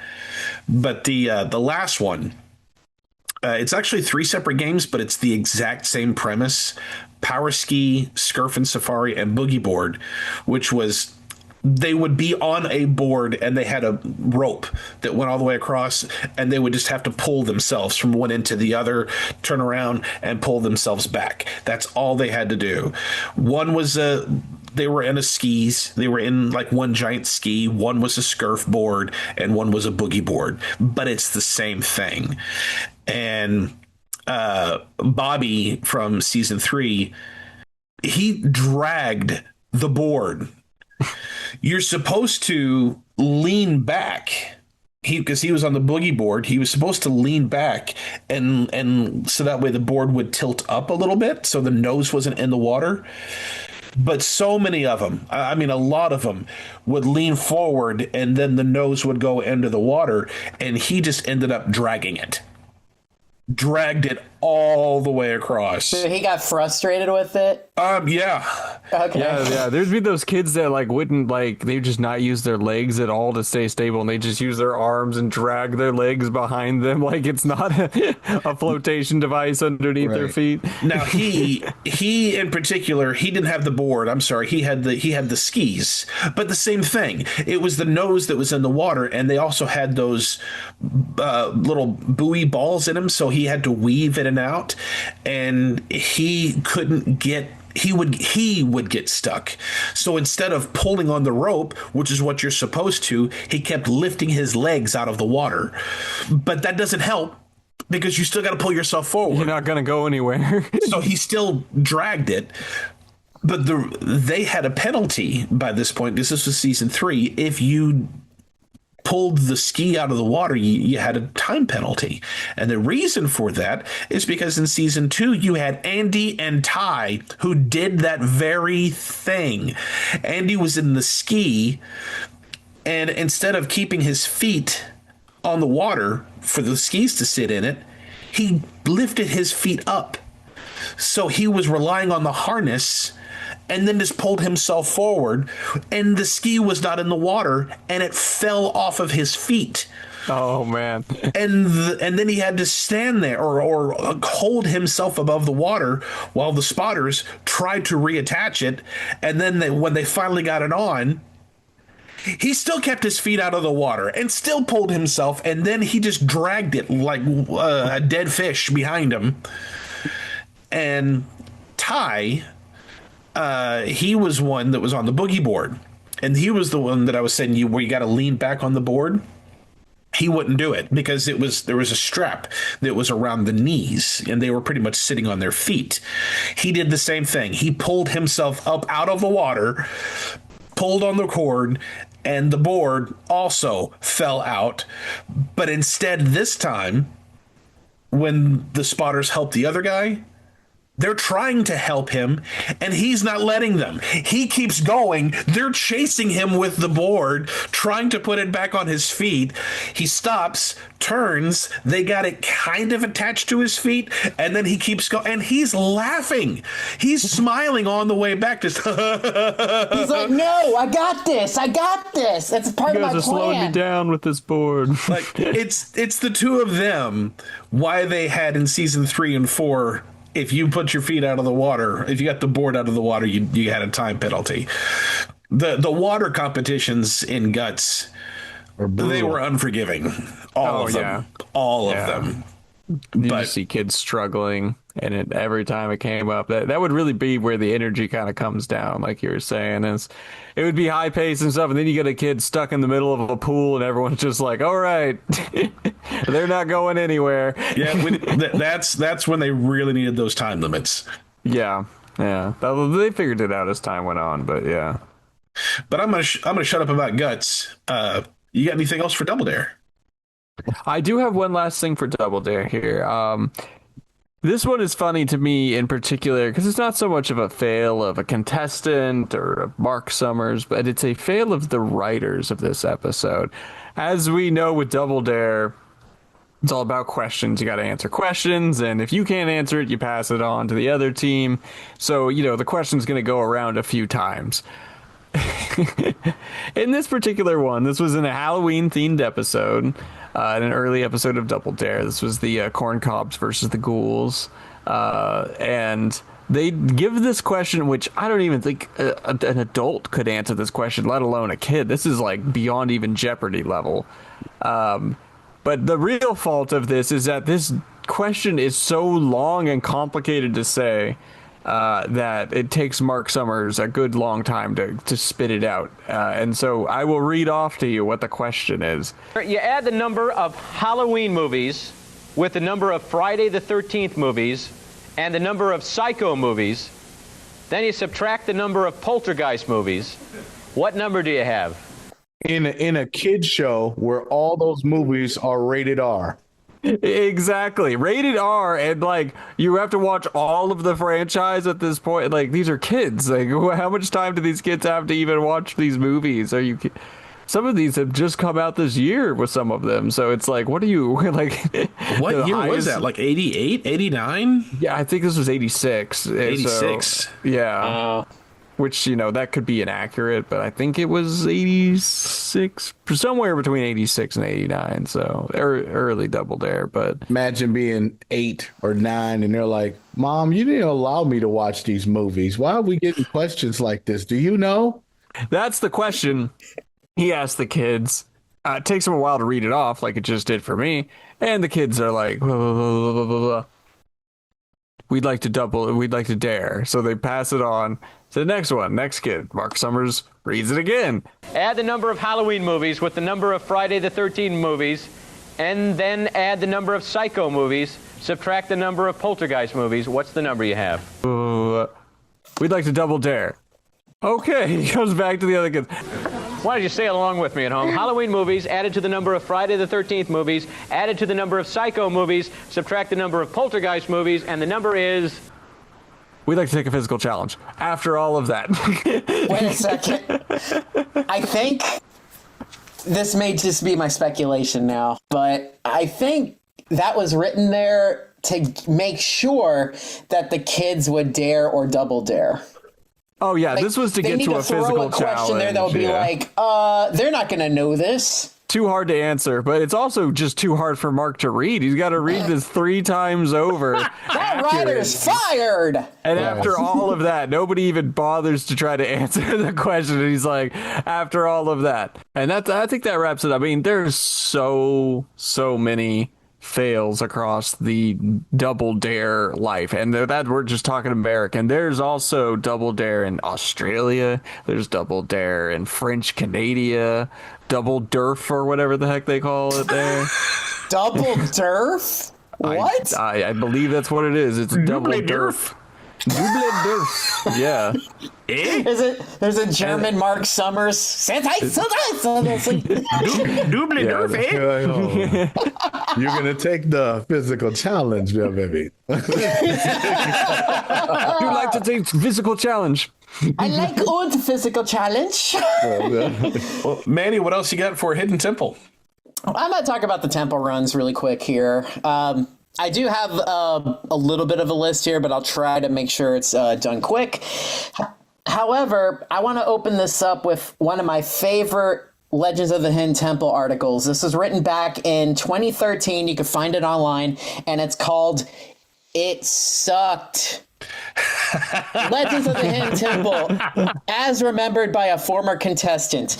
This contestant, her name is Keely, and she is on the Legend of the Leif Erikson. It's on season 1 episode. She basically had a horrible time at the temple, but basically it's for one reason. It's the temple guards. She physically says here, not physically, she actually says here, nothing is scarier than the temple guards. I will live with that statement until the day I die. Still wakes up in a panic sweat in the middle of the night in her 40s. Temple guard. She actually talks about that. It's one of those moments when the temple guard is like, you know, when you're like going through the swamp and they're completely hiding in there and they just bulge out at her. There's a scene, it's on the episode, she screams bloody murder when the temple guard comes out of there. She also was not a fan of her partner. I guarantee it's a really great read. Check it out online. It's a really funny read. But let's go to the temple runs here. Like, I don't know. What did you guys think of the temple runs? Like, do you guys feel like you would have done well, or do you feel like you would have freaked out with the temple guards? I would have forgotten half of what they explained to me by the time I got in there, and I probably would have done the same as all the other kids. And that's, you know, where it's like, you think you're going to have a plan, you think you're going to remember, then you get in there and it just all comes crashing down around you, and you just go into a panic animal-like state where you just scramble through in any direction you can. That's the thing. How I feel. Out of all these episodes, I've noticed the most, other than the Silver Monkey issues, I'd say people losing their way because they're either living in the moment or they don't know where they're going. Even though the camera people, when it was the handheld camera operators, some of them would actually help them saying, go that way or go this way. It's a lot easier when you can see it from the side, but when you're in it, you know, you can't see what's ahead of you or behind you. Dude, and this is a really cold one on the Blackbeard's treasure map episode. You go into the pit of despair, and then there's like a hamster wheel that you have to walk on or whatever. And once you walk on it, you carry the stone slab that unveils the door. After all that work, she pushes the button. It doesn't open. So it's like, I don't know how many seconds were wasted. So you had to climb back up and go somewhere else again just to get caught by a temple guard. And they had a lot of issues with like doors not opening, or basically if they were not allowed to let somebody win, they would just close it up in the most cheapest way possible. Like sometimes they would only make it to 2 rooms, and that would be the whole temple run. It's the ones where there's like 3 temple guards where I'm like, there was never a chance anyone was getting through this. One person goes in, gets temple guarded. Another person goes in, gets temple guarded. And then a third one, it's like, with only 1 pendant, there's no way. Yeah. No way. And even if you have like a pendant and a half and you find another half in there, you're not making it out with the 3. temple guards, like, you'll never get out. There's not Then enough they have the pendants. nerve. Then they have the nerve to put it in the elevator shaft, which is across the entire place, where you need 3 of them, and then other markings. They're doing it. They're not getting nothing. Like the throne room, you are sitting at the throne. You have sat down. The door should open already, or the markings on the wall where they got your arm like this, your legs like this, and I'm just like, these kids ain't even tall enough to reach these markings. Like, who drew this? Some of those were just a guy with a button waiting for them to do it, right? And they would just press the button. So it's like, I feel like some people were out to lunch and they were like, oh, I wasn't paying attention, my bad. And they sat down. Even this is another great fail too, and it's a dude that's been on our show. His name is Nick, and he was on The Great Seal. He is famous for jumping out of the temple. Like he is in the king's storeroom trying to look for the key, and as soon as the temple guard comes out, he just jumps out of the temple. And it's a really, really great temple. It's such a great reaction and such a human reaction. Everyone else was, I mean, they screamed or they would flinch. Gone. Just gone. It's so great. Found a new method to get back to the front of the temple. Just jump out and run around the outside. Man, there's also like this really close one too. These are like 3 close calls that just breaks my heart. These just do. Okay, so the first one is the pendant of Kamehameha, I think. Okay, so this dude busts out of the wall in the dungeon, and he's doing really good time, but out of nowhere, there's a temple guard that just wanders out, and that's what kicks him out. It's like, just because there's a lazy temple guard, you're out? Like, what the hell, dude? Like, that has to be the worst lose possible. Like, you could even see it. Like, as soon as the temple guard comes out, his partner's like, the dragon lady with the blue pearl, that's one of the close calls I was talking about. It is literally, time is running out. Literally, 3, 2, 1. It is arm's reach, and she could not grab it. This is my number 1 worst temple run, and it's the broken wing of Icarus. It's a nice temple run. Everything is going well. He grabs the wing from the Shrine of the Silver Monkey, and he's making it out. He's making it through. 10, 9, 8, 7, 6. As soon as he walks out, time ran out. So he was literally like next to the gate, and he lost it. It's like, that made me so sad, man, because he was just walking out with the wing like this. It's like, oh, and Kirk, he says he didn't make it. He didn't make it. So that was... It was like, new prizes. You got nerds candy. Congratulations. Looks like you're not going to space camp. I'm sorry. I think it was space camp, believe it or not. There's a single box of nerds. Right. But you get some BK rash text, though. But yeah, it's just moments like that. I just feel so bad for them because they did all the work and they were that close to winning. Just keep reaching for that flag, and they lost. It's a shame. Switching over to Guts, because JR is going to make another appearance. Yes. But the obstacle course, the basic training course on Guts was my favorite. And that's exactly what it was. Basic. If you could not do basic training, if you couldn't complete it, you need to go home. Yep. Because, I mean, they screen tested these kids. They had to audition. They had to try physical activities like this to show that they could do this game before they even could be on the show. So there was an audition process. And if you can't do basic training on Guts, how are you in this show? There's no reason. First of all, Katie from season 4, she was the last player. This is the very last episode, was the slowest player. She walked the course. Why? This is a race. Hurry up. Nerves? If that woman had nerves, then the Valium took it all out because that was her moving fast. She was the most laid back, chill player I've ever seen. Just here when she really walks. It takes 3 hours. All I can think about now is that, you know, like when the whole course thing is over and then they bring back that music for that recap.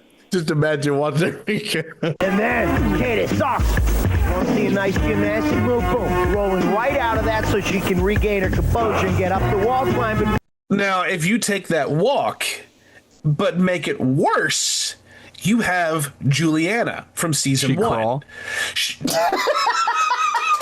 She should have, because she did walk, and then when it got to the elastic jungle, she stood up and tried to walk through it instead of crawling. How do you walk through the laser maze of the elastic jungle? Not very well. Everybody just slides in their belly underneath the bottom of it. There's a lot of fails in the elastic jungle. There's individuals who dive in and get caught. You got people who think they're gonna do a cartwheel in it. I swear, the elastic jungle had to be taken away sometimes because it took way too much time for kids to go through that. So that's when they start changing the basic training. So not only did she walk through the course and stood trying to get through the elastic, she also had a false start. We had a false start there, so we need to start again. If this is a timed race, obviously we need to make sure the timing is correct. Back to you, Mike. All right, thank you, Mo. All right, Julina's ready. So she had more time than the average kid. I have more time and go slow. Sarah from season 1 and Kath from season 1, they also stood through the elastic jungle. Kath? Yeah, Kath, not Kathy. Kath. That was her name. Catheter. just got to know. There's Kathy and then there's Kath. Why? Because the Y is missing. Like, why? I'll tell you why. Is that short for anything? They tried to stand and walk through the elastic jungle, and it did not go well. But Brad, in season 1, he stood through it, and he fell out the side of the elastic jungle. He didn't even go end to end. He got tangled up and then had to exit through the side. I've never seen that before. Someone go out the side of it. He's the only person to have gone out the side. And I think he got a time penalty for it. He sure did. Now, JR. Yes.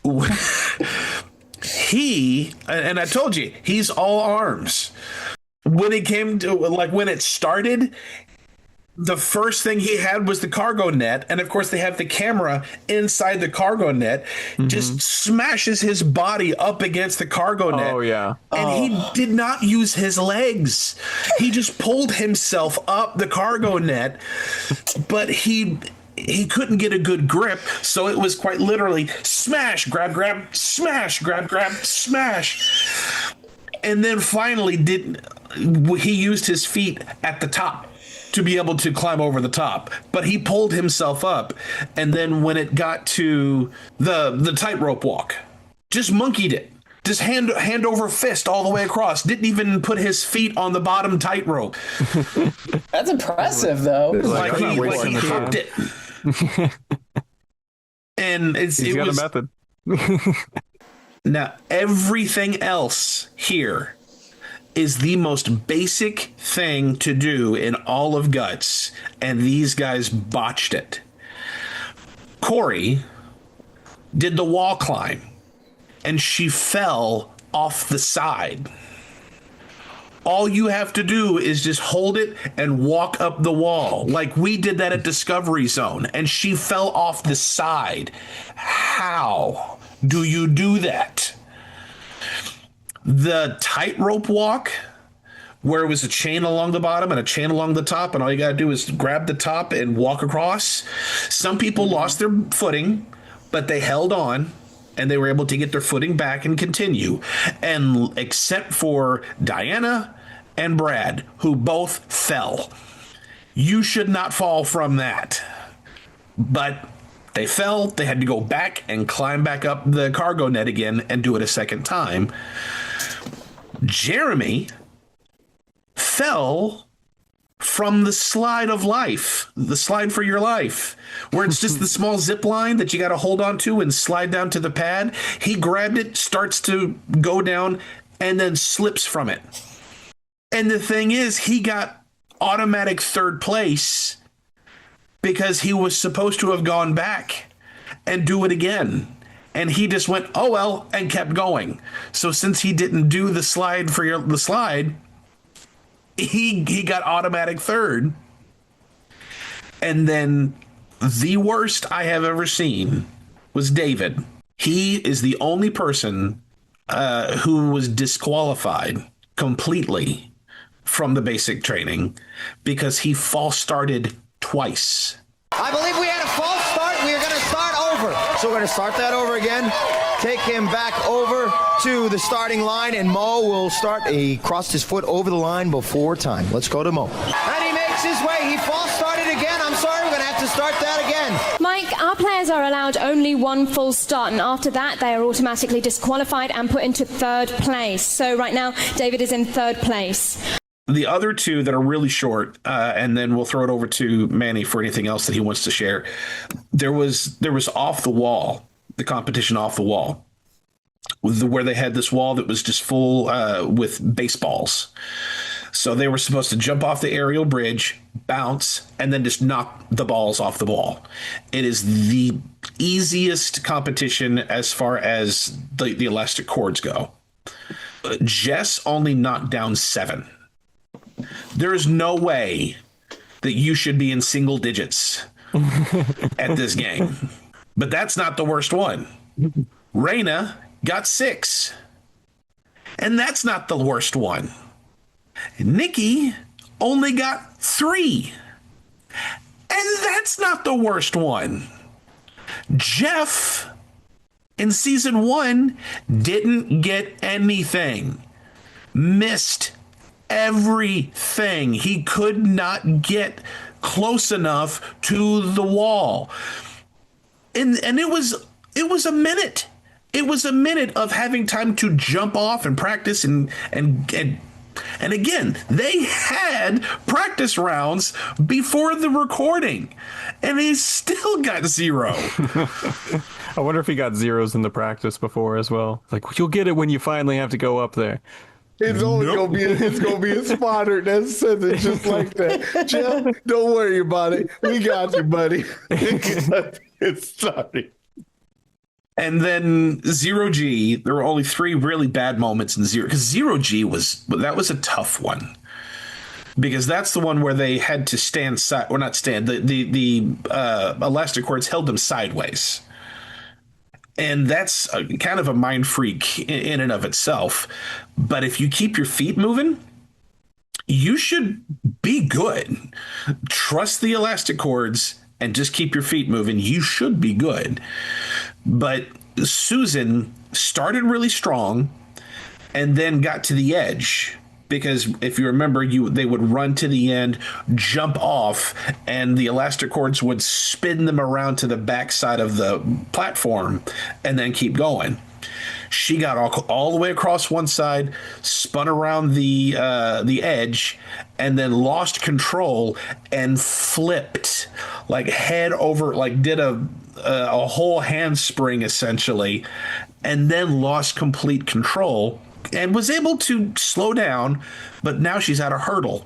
She jumped a hurdle on the first side, but the second side, she tried to go under it.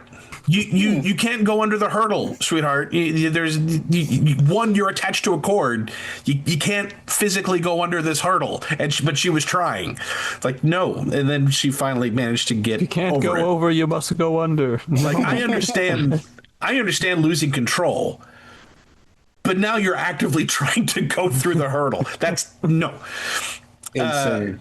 Hayes started strong, got to the edge, and then panicked because there was nothing there. And he quite literally froze and then puts his back up against the platform and didn't want to move. You gotta go around, buddy.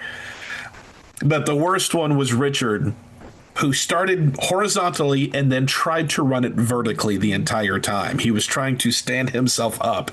That's not how the game works. You can't do it that way. But everything else I have is already related to the Crags, so we'll get to those in a bit. But Manny, you got anything else as far as Hidden Temple? On the episode of John Sutter and the Map to the Lost Gold Mine, it's a temple win, but it's kind of a fail at the same time. So Jennifer is doing great running through the temple and everything. She got the treasure map and she's on her way out. But unfortunately, this was season 1, so I think all the kinks were not worked out yet. So apparently you have to run through those torches that are in front of Olmec in the beginning. And unfortunately, someone had a cable sitting there in the middle. He literally face dives and hits the floor. Thank God she had that helmet. No, she got it on her way out when she got the artifacts, so she was like running out. That's so. You're like, I'm home free. Then nothing can stop me now. Face plants, but Kirk is like so nonchalant about it. He's like, oh, she trips and falls, but does she come out? Yeah, she got it. She's still got plenty. Here she comes. Comes around. Oh, she slipped and falls. She made it. She's made it. She's made it. She's going to the space camp. And the other one too, that was that was again my speculations of like the crew not wanting the team to win, because apparently Kirk said that the show only allowed 8 championships a year, so there was a budget, so of course there had to be a little bit of that.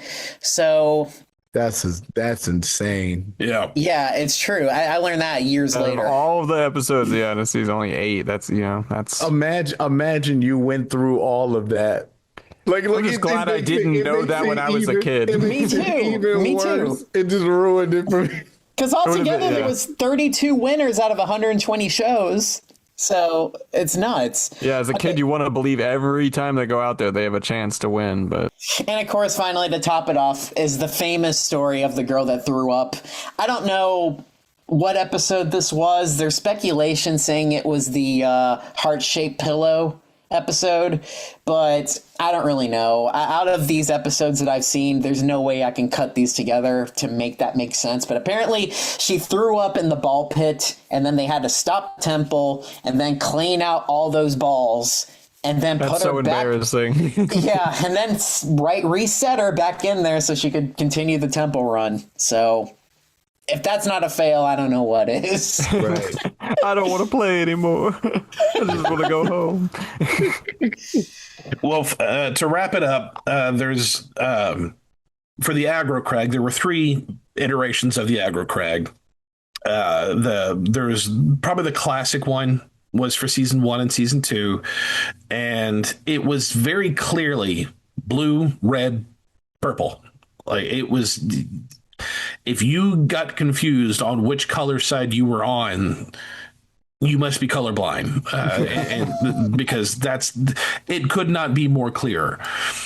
And looking at the other 2 iterations of the Aggro Crag, this is clearly the most sectioned. It becomes progressively less clear as it goes on. It does, but there were some sections they had to cross through. Like the very first one, they had Boulder Canyon, which meant they had to step on all the boulders, climb across the top, and then pretty much step down every single boulder.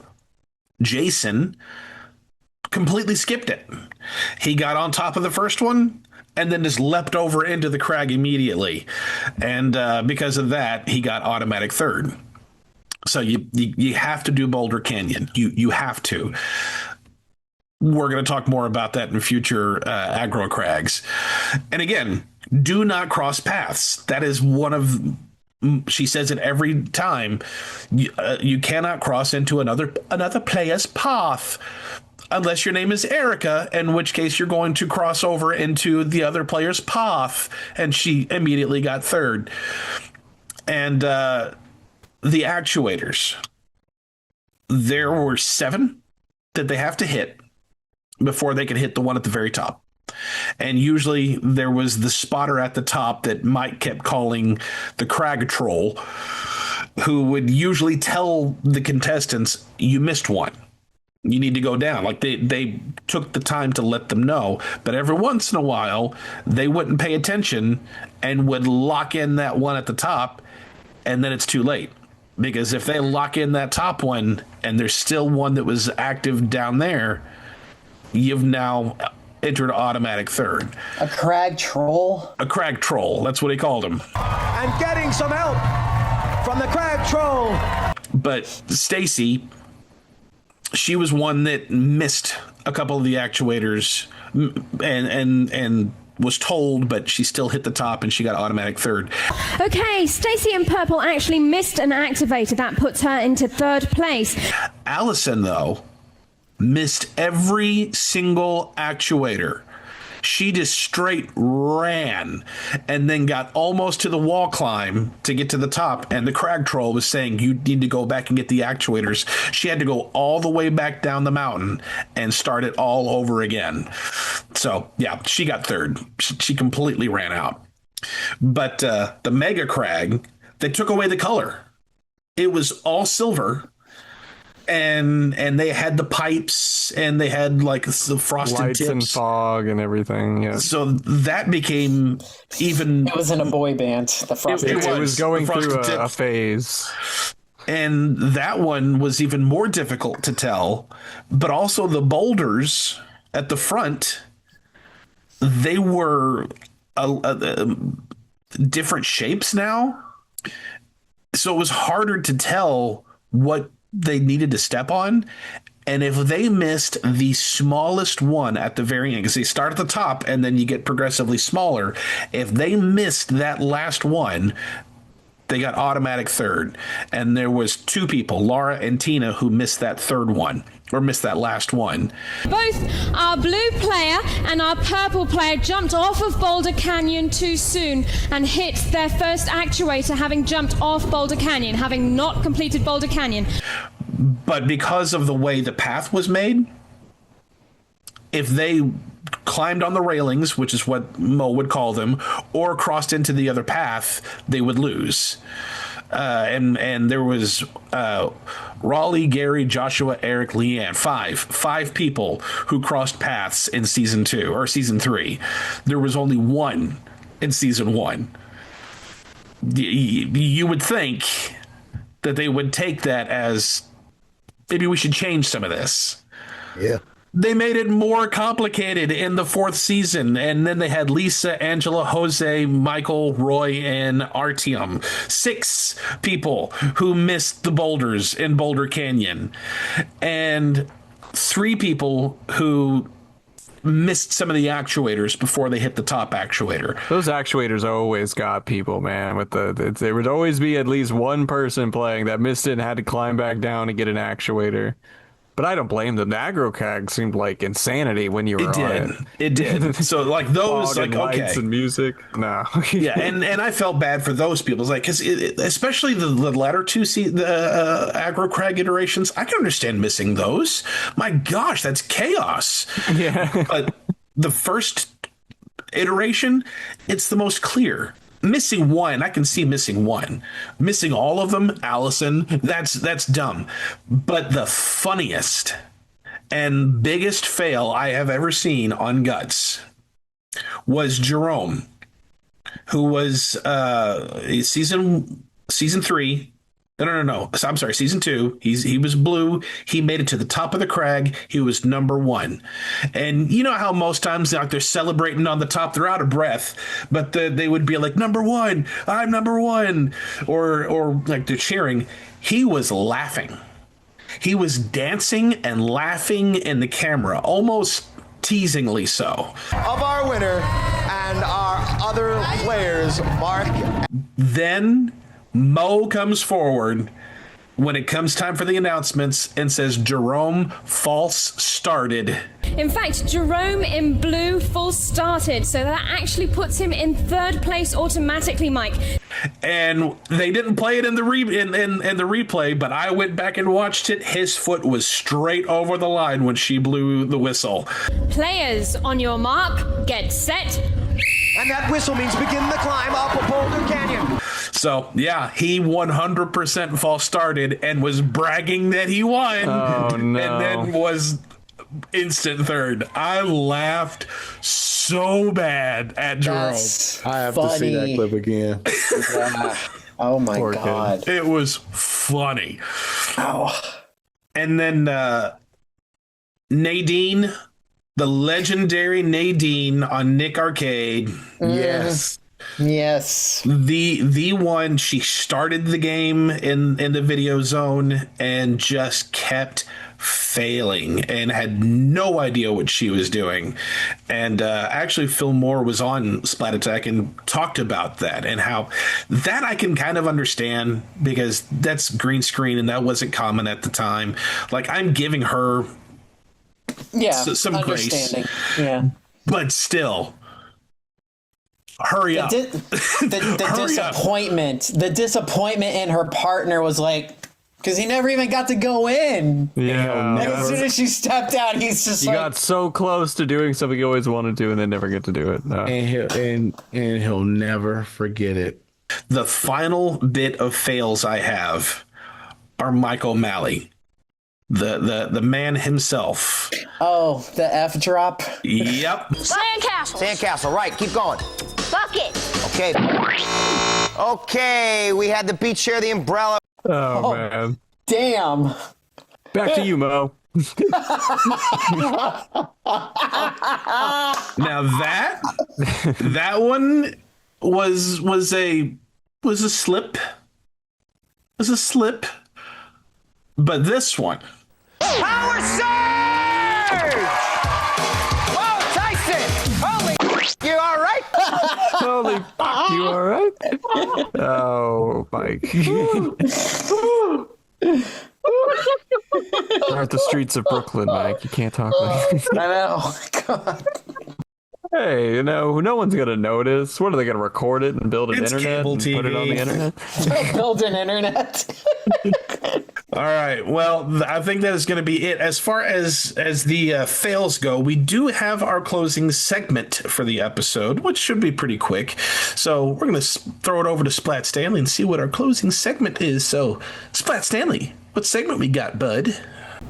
I've made it out of the temple and now I'm onto the wheel.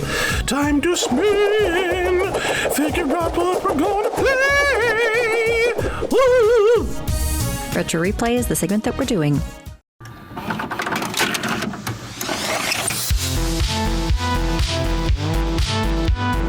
Retro.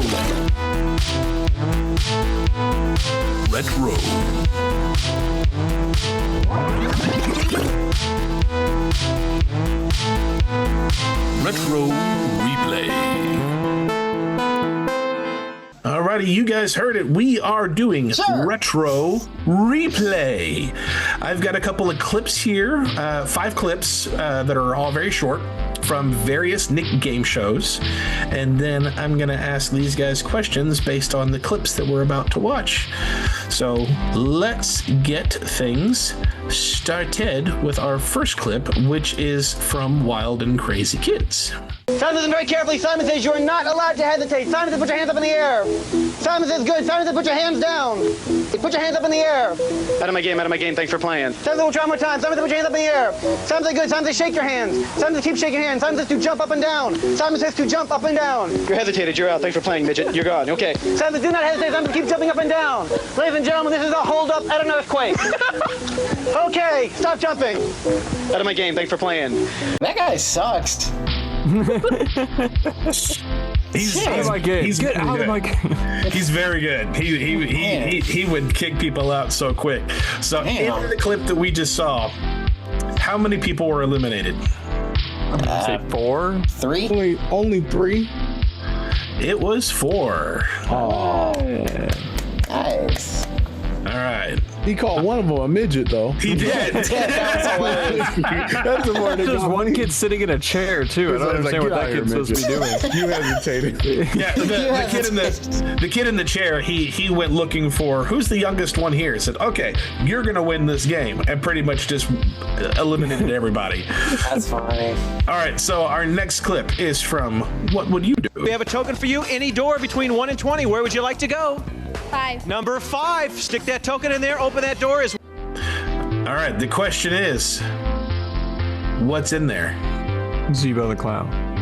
A shirt. I think a pie. I'm thinking a shirt.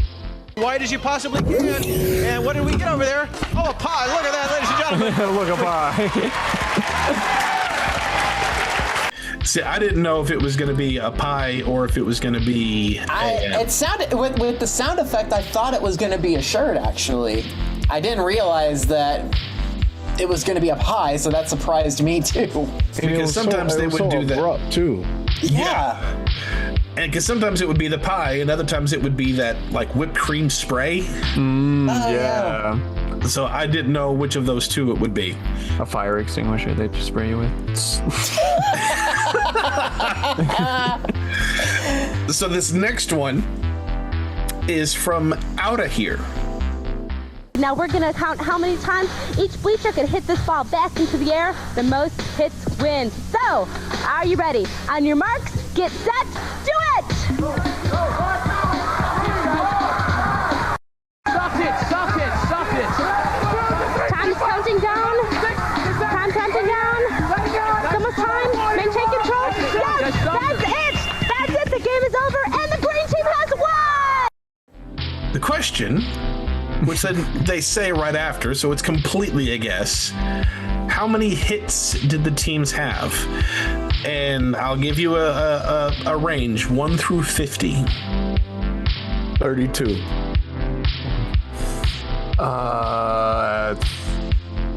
45.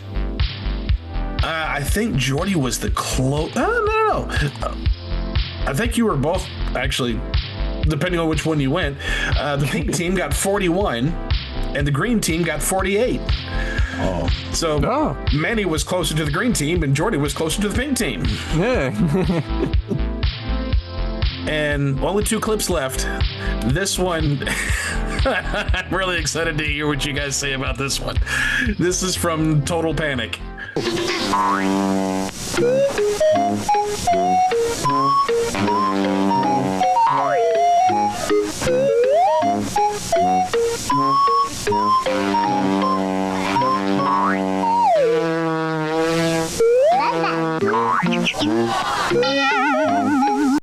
Chaos. Wasn't that just sheer panic? I'm on the edge of my seat. I don't know what's gonna happen next. That was scary. All I need is Mike O'Malley to narrate that show, and then it'll beat them to the next level. Back to you, Mo. Back to you, Mo. Swatting those bugs with the expert precision. I didn't like it at all. The music didn't help either. No. Well, I wonder why we can't find any clips of that show. For good reason. You're telling me that didn't get 6 seasons in a movie? That's crazy. So, the question for this one is, how many bugs were swatted? 3. Oh, man. I wanted them all to be swatted. I wanted them all to get swatted, too. 5. 4. I think it was 2? I don't know. 4. It was 4. Okay. I gave a wrong answer after you gave the answer. That shows how smart I am. All right, this last one, which is far more enjoyable, I promise, is actually from Slime Time Live. All right, Ellen from Pete and Pete is here. She's going to spin the wheel, and you tell her when to stop. All right, I want to get slime, Billy. Come on. Hi, I'm Pete. My brother Pete has been missing for 3 days, ever since he melted the polar ice cap. If you find him on the game board, you win. All right, pick a box, Billy. Number 6.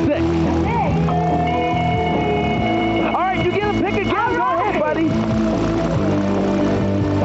4. Number 4. Hi, it's me, Gary from Are You Afraid of the Dark? And I'm afraid you need to pick again. All right, here comes your bonus pick. Pick again.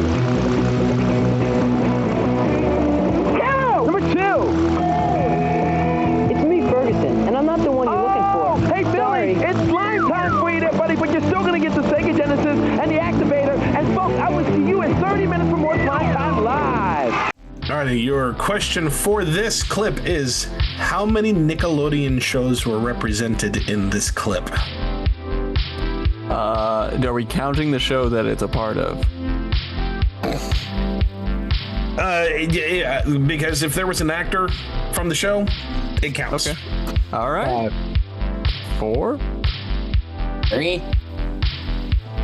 There were 6. Wow. There were 6 from the show. Obviously, you had Phil Moore for Nick Arcade.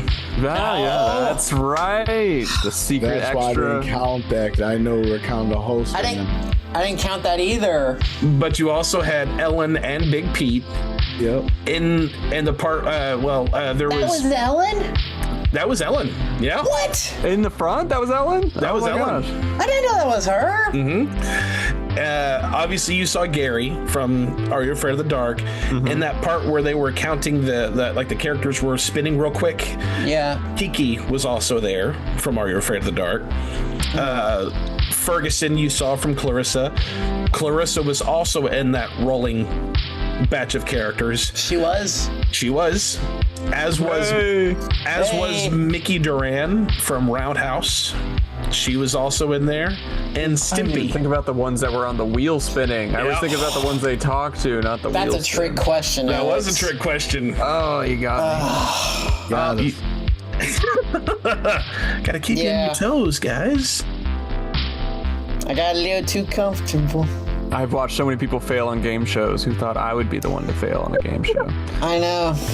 Especially the segment on our own show.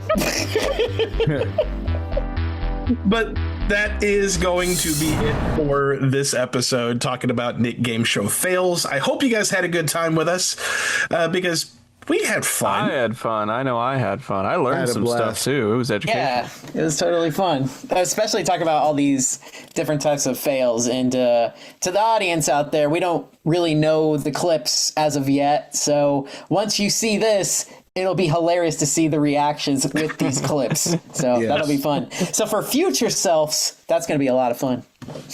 But we do have our closing question for all of you Slimesters. And our closing question is, what are some of the worst game show fails that you have seen? Doesn't necessarily have to be Nickelodeon, just big game show fails. Tell us all about it.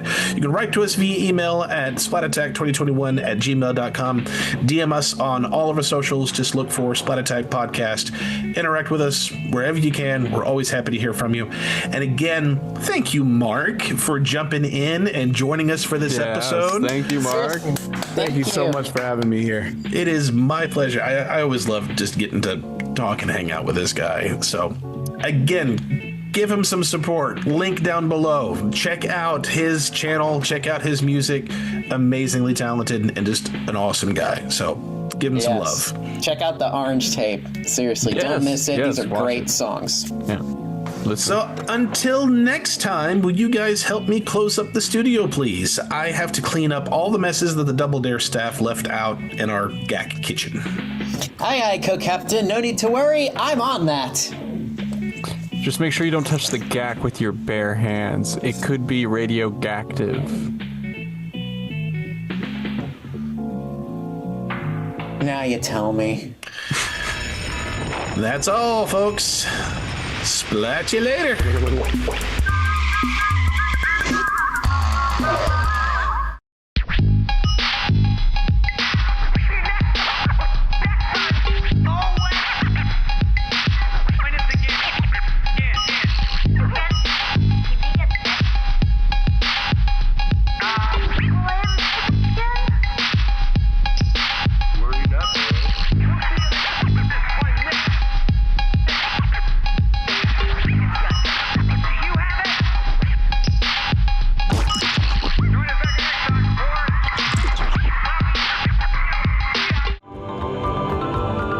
This episode was recorded at Splat Attack Studios and virtual home studios, though not in Florida.